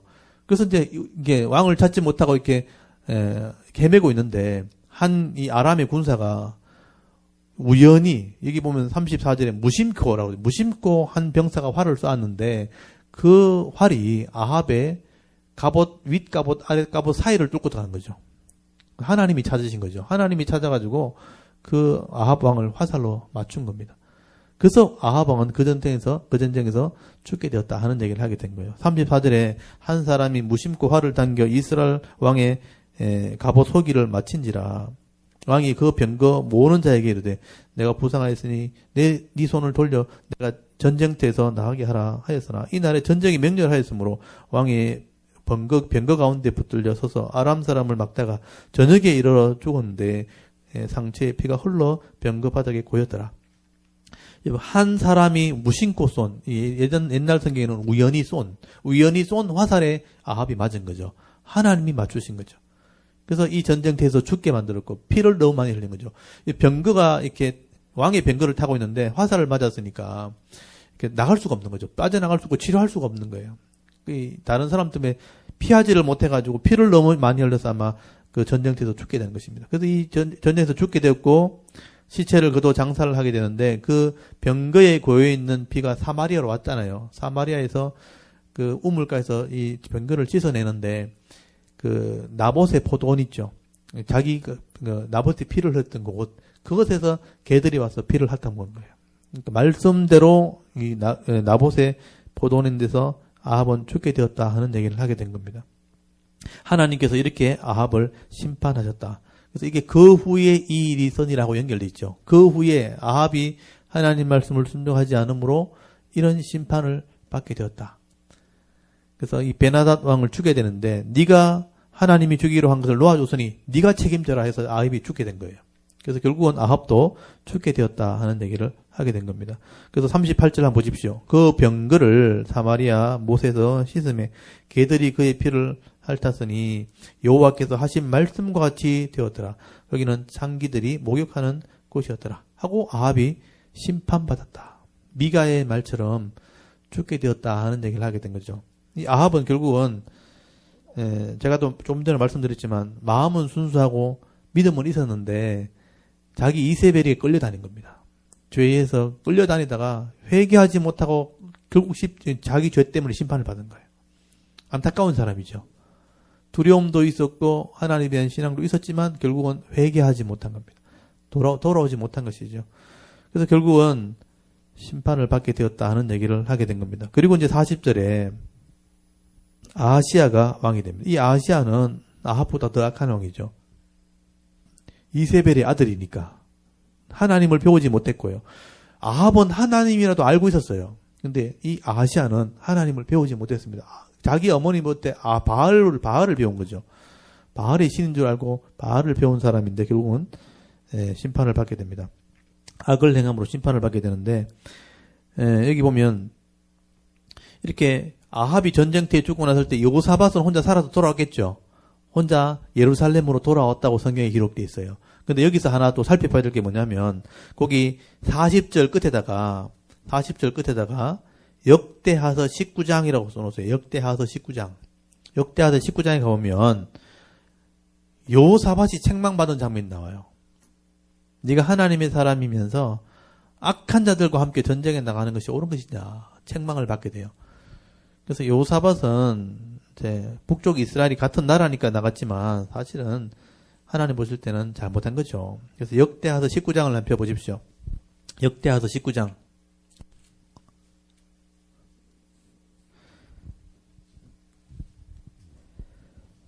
자, 역대하서 19장 거기 1절 위에 보시면 해가 질 즈음에 죽었더라. 그러니까 아합이 죽은 얘기를 써놨어요.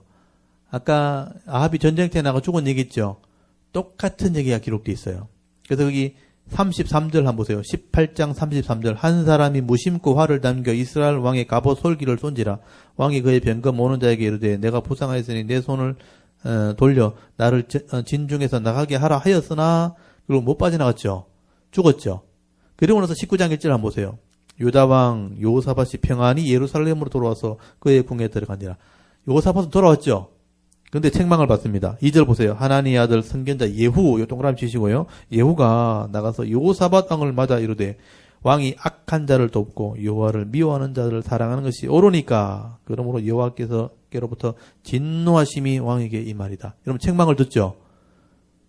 악한 자도 우리가 선하게 대하는 건 맞지만 함께 교제하는 것은 그렇게 좋은 일이 아니라는 거예요.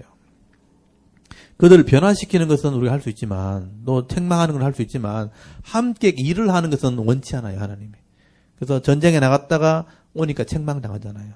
악한 자와 여기 보시면 그를 돕고 그 같이 하는 것은 여호와를 미워하는 자를 사랑하는 것이 옳으니까 그런 사람을 사랑하는 것은 옳지 않습니다. 전쟁에 나갔기 때문입니다.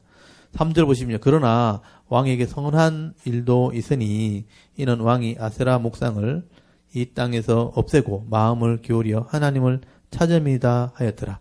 요게 어떤 경고잖아요. 악한 자와 함께 일하는 건 좋지 않습니다라고 말했잖아요. 근데 요사밧이 이걸 딱 알아듣고요. 4절부터 한번 보세요. 이게 이제 믿음 있는 사람이에요. 아합은 그렇게 말해도 안 돌아왔지만 요사밧은 보세요. 요사밧이 예루살렘에 살더니 다시 나가서 보엘사바에서부터 에브라임 산지까지 민간에 두루 다니며 그들의 조상들의 하나님 여호와께로 돌아오게 하고 하는 거예요. 줄을 쳐놓으십시오. 요사밧은 이 하나님의 책망을 딱 듣고 난 뒤에 백성들을 하나님께 돌아오게 하는 일을 하게 됩니다. 이걸 잘 보셔야 돼요. 하나님의 책망을 들었을 때 자기 삶을 돌아봐야 돼요. 아, 잘못되었구나. 하나님 기뻐하지 않는구나. 내가 하나님 기뻐하는 일을 해야지. 그러니까 우상을 없애는 것을 하나님께서 그래도 좋게 여기셨다는 것을 알고 난 뒤에 이 믿음의 삶으로 돌이키게 됩니다. 그래서 5절 보십시오. 또 유다 온 나라의 견고한 성읍에 재판관을 세우되 성읍마다 있게 하고 재판관들에게 이르되 너희가 재판하는 것이 사람을 위하여 할 것인지 여호와를 위하여 할 것인지 잘 살피라. 너희가 재판할 때 여호와께서 너희와 함께 하심이니라. 지금 재판관을 지금 가르치고 있죠. 사람을 위해 재판하지 말고 하나님을 위해 재판해라. 공의로 해라. 이 재판하는 것이 지금 법무부잖아요. 법무부. 지금 법무부가 지금 제대로 하도록 기도해야 되고요. 검찰은 죄를 밝히는 일을 하는 거예요. 밝혀서 재판관에게 고소하면, 상소하면 법무부에서 재판을 하는 거예요. 재판이 공정하게 이루어져야 되는 거죠. 사람을 위해서 하는 게 아니고.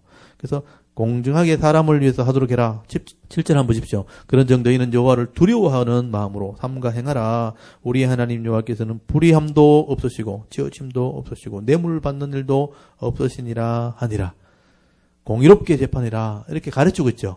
이게 이제 여호사밧이 잘한 거예요. 8절 여호사밧이 또 예루살렘의 레위 사람들과 제사장들과 이스라엘 족장들 중에 사람을 세워 여호와께 속한 일과 예루살렘 주민 모든 송사를 재판하게 하고 그들에게 명령하여 이르되 너희는 진실과 성심을 다하여 여호와를 경외하라. 이거 줄을 쳐놓으시고 이게 자기 신하들 가르치는 거예요. 여호와를 경외하면서 그 일을 해라.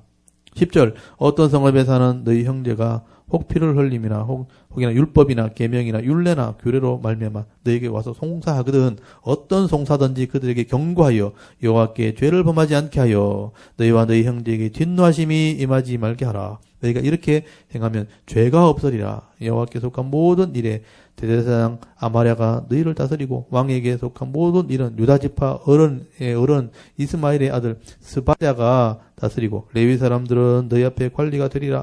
너희는 힘써 행하라. 여호와께서 선한 자와 함께 하실지로다 하니라 하고 자기 신하들 가르치죠. 이게 이제 왕이 잘한 거예요. 아합과 한번 이렇게 같이 전쟁에 참여했다 책망을 듣고 난 뒤에 백성을 돌아오게 했더라. 그러면서 지도자들을 막 이렇게 말씀으로 가르치는 장면이 나옵니다. 그래도 여호사밧은 그래도 선한 삶을 살려고 애를 쓴 것이죠. 그리고 이제 20장에 넘어가면 적들이 침범할 때 하나님이 큰 은혜를 베풀어 줍니다. 여러분 20장 1절에 그 후에 모압 자손과 암몬 자손이 마온 사람들과 함께 여호사밧을 치고자 한지라. 전쟁이 벌어졌죠. 이 악한 자들이 연합을 해가지고요. 이게 세 나라가 연합했죠. 모압, 암몬, 마온 사람이 연합해가지고 여호사밧을 치러 온 거예요. 여호사밧이 이런 어려움을 당했을 때 하나님을 의지하게 됩니다. 하나님께 나와서 호소하게 됩니다. 여기 보면 20장 2절 끝에 보시면 이제 하사손 다말 곧 엔게디에 있나이다. 엔게디가 여러분 그 사해바다 바로 옆에요.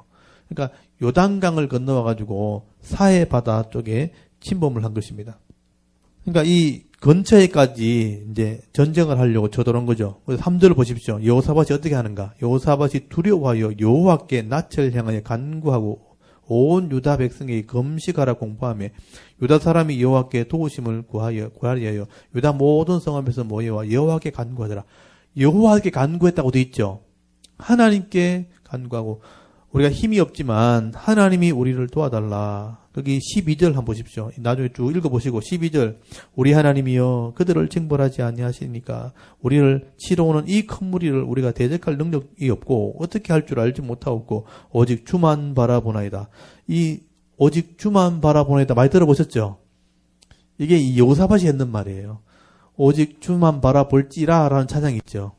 나는 힘도 없고 어떻게 할 줄도 몰라가지고 주만 바라보나이다. 이렇게 고백한 거죠. 13절에 유다 모든 사람들이 그들의 아내와 자녀와 어린이와 더불어 여호와 앞에 섰더라. 그때 14절을 보면 여호와의 성령이 여기 야하시엘이라는 사람이 임해가지고요. 응답을 해줘요. 뭐라고 응답하느냐. 하나님이 너희 기도 들으셨고 하나님이 너희를 이기게 할 거다. 그런 응답을 주십니다.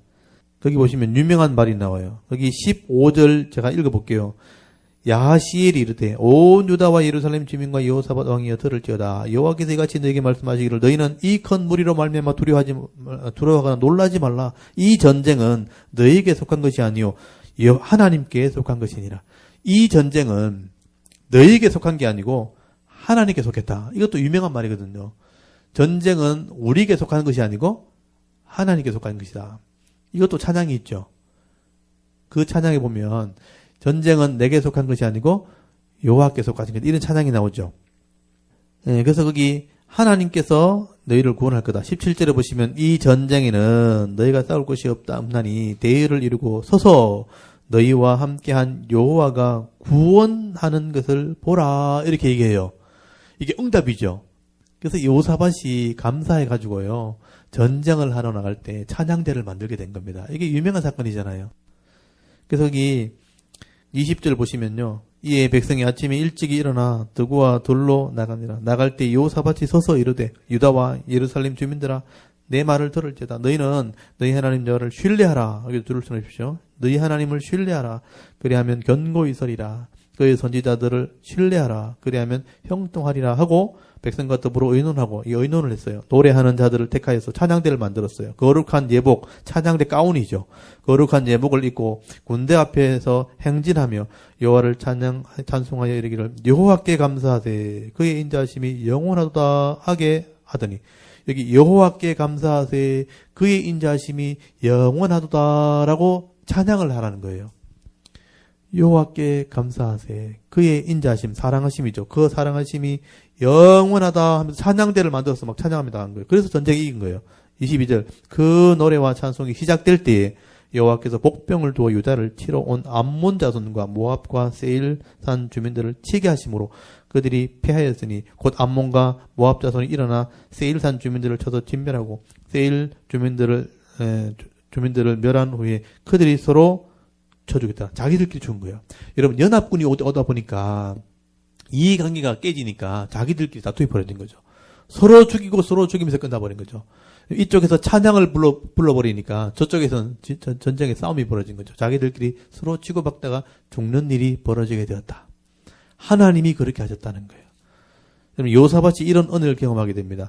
아합과 전쟁에 나간 것을 책망받고 난 뒤에 하나님께 돌아왔더니 하나님이 이런 큰 전쟁도 이기게 하셨더라. 그래서 전쟁터에서 찬송한 게 여호사밧이에요. 그래서 찬양을 해서 이긴 게 아니고 하나님께 의뢰했더니 하나님이 이런 방법을 통해서 이기게 하신 거예요. 그래서 이게 유명한 사건이 된 거죠. 이게 브라가 골짜기라고 그러죠. 이 골짜기가 브라가 골짜기는 26절에 보시면 이 무기를 다 치우고 전리품을 다 치하고 나니까 넷째 날에 무리가 브라가 골짜기에 모여서 거기서 여호와를 송축할지라. 이 브라가란 말이 밑에 번호가 달려있고 보시면 찬송이라는 찬송. 찬송의 골짜기. 송축이라고 돼 있죠. 송축의 골짜기, 찬양의 골짜기입니다. 이런 골짜기가 생기게 되었다. 이게 여호사밧의 유명한 사건이에요. 이게 아합의 전쟁에 나갔다가 책망받고 난 뒤에 하나님께 돌아왔을 때 하나님 주신 은혜입니다. 여러분의 인생이 이렇게 되셔야 되는 거죠. 실수할 수 있잖아요. 근데 돌아오는 게 더 중요해요. 돌아오지 않으면 아합처럼 되는 거예요. 여러분 아합이 대놓고 네가 죽는다 그랬고 대놓고 네가 잘못했다 그랬잖아요. 근데 전쟁이 멈추지 않잖아요.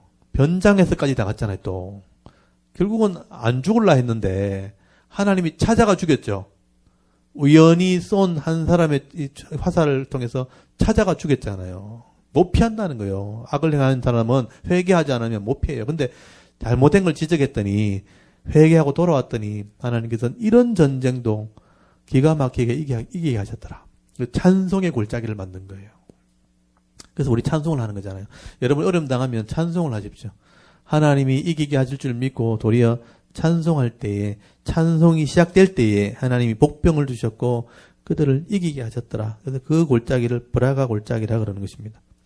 여기 20장 28절 그들이 비파와 수금과 나팔을 합주하고 예루살렘에 이르러 여호와의 진에 나갔네. 여기 비파와 수금과 나팔이 악기잖아요. 그래서 저도 이제 악기를 많이 다루려고 애를 쓰는 거예요. 찬양도 하고 악기를 다루면서 하나님을 높이는 겁니다.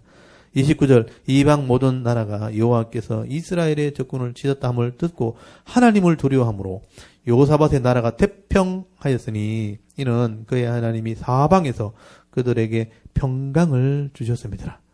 이 전쟁에 이기고 나니까요. 주위의 사람들이 다 두려워하는 거죠. 여호사밧 대단하다면서 손도 못 댑니다.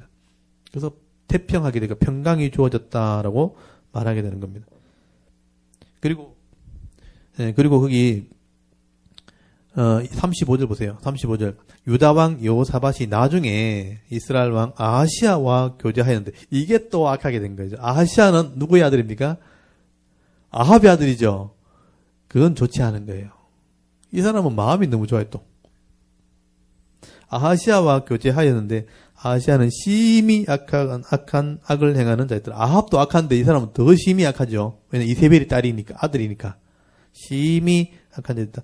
두 왕이 서로 연합하고 배를 만들어 다시스로 보내고자 하여 에시온 게벨의 배를 만들었더니 마레사 사람 도다와후의 아들 엘리에셀, 요 줄을 쳐놓으세요. 엘리에셀이 여호사밧을 향하여 예언하이르되 왕이 아하시아와 교제함으로 여호와께서 왕이 지은 것을 파하시리다 하더니 책망이죠. 악한 자고 교제하지 말아야 했는데 또 교제하니까 하나님 허락하지 않을 겁니다. 그 배를 만들어서 이 사업을 해도 하나님 그거 다 부숴버릴 겁니다. 이렇게 예언한 거예요. 이에 그 배들이 부서져서 다시스로 가지 못하였더라. 여호사밧의 약점은 너무 악한 사람을 친하게 지내는 거예요. 여러분, 악한 친구를 가까이 두면 안 됩니다. 회개할 기회를 주는 건 괜찮은데 사업을 하면 망합니다, 같이. 그래서 파선하게 되었다라고 말하게 됩니다. 그래서 21장엔 여호사밧이 이제 죽었다고 되어 있는데 이 여호사밧의 이런 모습을 보면 이제 마지막에 모습을 좀 이해할 수 있게 되는 거예요. 그래서 아까 여기까지 이해되셨죠? 여호사밧 신앙하셨죠? 3년까지 잘하다가 나중에 아합하고 사돈 맺으면서 따라갔다가 책망 들었죠. 예후한테. 전쟁에 나가는 건 잘못된 겁니다. 하고 또 돌아왔더니 또 태평이 되었잖아요. 그래서 브라가 골 때까지 체험했는데 또 이 아시아하고 또 친하게 지나다가 배가 파스타는 일을 경험하게 되죠. 그냥 롤러코스터를 타는 거죠, 이 사람은. 그래서 이제 자기 죽으면 평안하게 죽었어요. 근데 그 문제가 이제 그 아들 때 넘어가면 심각해지는 거예요. 북쪽에 아시아, 남쪽에 여호람, 또 북쪽에 여호람, 남쪽에 아시아 두 왕이 완전히 타락하게 되는 일이 벌어져요. 그때 하나님께서는 이제 예후를 들어가 둘 다 죽여버리죠. 그런 일들이 벌어지게 된 겁니다. 근데 열왕기 상으로 다시 돌아오면 이제 여호사밧의 마지막 모습이 여기 기록되어 있습니다. 이걸 읽고 와야 이게 이해가 되는 거예요. 그래서 열왕기 상서 오늘 거기 22장 41절 22장 41절 돌아오셨습니까? 네, 거기 41절을 보면 이스라엘의 아합 왕 제4년에 아사의 아들 여호사밧이 유다의 왕이 되니 지금 정리를 하고 있죠. 여호사밧이 왕이 될 때 나이가 35세라 예루살렘에서 25년 동안 다스리니라. 그의 어머니 이름은 아수바라 실히의 딸이더라. 여호사밧이 그의 아버지 아사의 모든 길로 행하여 돌이키지 아니하고 여호와 앞에 정직히 행하였으나 산당을 폐하지 아니하였으므로 백성이 아직도 산당에서 제사를 드리며 분향하였더라. 여호사밧이 이스라엘 왕과 더불어 화평하니라. 여기는 이제 이스라엘과 화평했다가 표현되어 있죠. 예, 나중에 사돈을 맺고 잘 지냈죠. 45절 여호사밧의 남은 사절과 그 부린 권세와 그가 어떻게 전쟁하였는지 다 유다 왕 역대지략에 기록되지 않았는데 아까 읽어왔죠. 역대기 아스에 기록돼 있죠. 그가 그의 아버지 아사의 시대에 남아있던 남색하는 자들을 그 땅에 쫓아내었더라. 그때 에돔에는 왕이 없고 섭정 왕이 있었더라. 요사밭이 다시스의 선박을 제조하고 오빌로 금을 구하러 보내려 하였더니 그 배가 에시온 게벨에서 파선하였으므로 가지 못하게 되매. 여기 아까 그 나왔죠. 이게 아하시아하고 했다는 게 빠졌잖아요. 여기 빼 써놓으셔야 돼요. 아하시아하고 하다가 이렇게 된 거예요. 아하시아 악한 왕하고 같이 사업을 하다가 에시온 게벨에서 배가 파선하게 된 거죠. 그때 엘르아살이라는 선지자가 예언한 거예요. 당신 악한 자와 하면 파선될 겁니다 하면서 책망을 했는데 돌이키지 않았죠. 결국은 파선하게 되는 것이 일어나게 된 겁니다.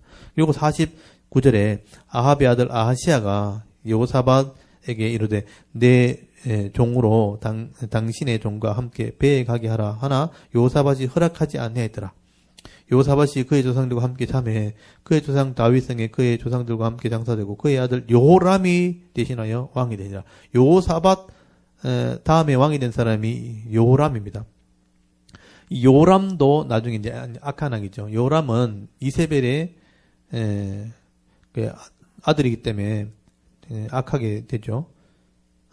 여호사밧의 남편이죠. 이 아달랴의 남편이죠. 헷갈리죠. 아달랴의 남편이기 때문에 악하게 됩니다. 아달랴 맞죠? 아달랴의 남편. 이 아달랴와 요람이 결혼하게 되고 아까 사도 맺었다 그랬잖아요. 요람의 아내가 아달랴고 그 사이에 태어난 사람이 아하시아거든요. 그래서 악한 왕이 되죠. 그래서 타락하게 되는 장면이 나오게 됩니다. 그래서 여기 이제 49절에 배를 만들어 할 때 허락하지 않았다고 돼 있지만 사실은 파선하게 되는 거죠. 그걸 얘기를 이제 이 역대기서를 읽어봐야 이해가 되는 것입니다. 그리고 이제 51절 보십시오. 유다의 여호사밧 왕 제17년에 아합의 아들 아하시아가 사마리아에서 이스라엘 왕이 되어 2년 동안 이스라엘을 다스리니라. 드디어 이제 북쪽에는 아하시아가 왕이 됐다고 되어 있고요. 52절에 그가 여호와 앞에 악을 행하여 그의 아버지 길과 그의 어머니 길과 이 어머니 길은 이세벨이죠. 이세벨의 길과 이스라엘에게 범죄하게 한 느바세 아들 여로보암의 길. 이 느바세 아들 여로보암의 길은 금송아지죠. 금송아지까지 섬기고 바알을 섬기고 아세라를 섬겼다는 얘기예요. 그리고 53절 바알을 섬겨 그에게 예배하여 이스라엘의 하나님 여호와를 노하시게 하기를 그의 아버지의 온갖 행위같이 하였더라. 그러니까 그의 아버지처럼 온갖 행위를 악하게 했으니까 이 아하시아, 북쪽 아하시아는 진짜 악한 왕이죠. 그래서 이 사람은요, 열왕기 와서 들어가자 말자 난간에서 떨어져서 병들어 죽어요. 이 사람은요. 젊어서 죽어버려요. 아들도 못 낳고 죽어요. 그만큼 심판을 받은 사람이 아하시아입니다. 그리고 그 형제가 왕이 된 게 요람이에요. 요람은 이 아하시아보다 더 악한 왕이에요. 그러니까 하나님이 이 요람은 아예 자기 부하한테 죽임을 당해요. 화살을 맞아 죽죠, 나중에. 그 죽게 되는 과정 속에, 여러분, 이 요람이 워낙 악한 왕이니까, 하나님이 이 요람에게 경고를 하시려고 엘리사를 그때 쓰신 거예요. 엘리사가 많은 기적을 해가죠. 그 엘리사가 기적한 게 다 요람 왕 때예요. 수많은 기적, 11가지 기적이 나와요. 기적을 행했는데도 불구하고 요람은 눈 하나 깜짝하지 않습니다. 그러니까 하나님이 행하셨던 기적을 보고도 돌아오지 않았던 사람이 요람 왕이에요. 그래서 이 아합 때는 이제 엘리야, 그다음 요람 때는 엘리사가 사역을 하게 되는 장면이 이제 열왕기 하서부터 기록이 된 겁니다. 자, 오늘 이 열왕기상 마지막 부분에는 아합의 그 죽는 장면과 여호사밧의 신앙을 살펴봤죠. 두 사람이 같이 친하게 지냈기 때문에 아합은 순수하긴 했는 게 드러나 있죠. 순수하긴 하고 마음에 찔리는 것도 있었는데 결국 끝까지 돌아오지 않은 것. 이세벨에게 눌려가지고 악한 것을 따라가면 안 되는데 그걸 따라간 거예요. 자기 스스로 팔려간 거예요. 팔려가지고 권력과 물질과 자기 욕심에 끌려간 거죠. 그래서 돌이키지 않게 되니까 결국은 심판을 받게 되었고요. 여호사밧은 그래도 악한 자가 교제하도 책망을 들으면 돌이키고 책망을 들으면 돌아오고 이렇게 했잖아요. 어떻게 보면 이게 우리의 모습일 수 있어요. 또 책망받으면서 또 돌아오고 끝까지 가는 것이 믿음입니다. 그래서 여호사밧의 모습을 보면서 하나님이 무엇을 기뻐하시는지를 좀 배울 수 있기를 바랍니다. 우리 인생은 한 번밖에 살지 못하고 남은 시간도 얼마 안 되니까 이왕이면 악한 자에게 끌려다니지 마시고 하나님 편에 말씀 앞에 서서 늘 어려움 당하면 하나님께 묻고 기도하고 엎드리면서 그나마 이 땅에서 위로받고 새 힘을 얻고 승리하면서 살아갈 수 있는 저와 여러분의 신앙이 되기를 바랍니다. 그게 오늘 제일 핵심되는 부분입니다. 아합과 요사밧 잘 우리 생각해 보시기 바랍니다. 오늘 여기까지 하고 또 다음 주에 우리 열왕기 하서로 넘어가 보도록 하겠습니다.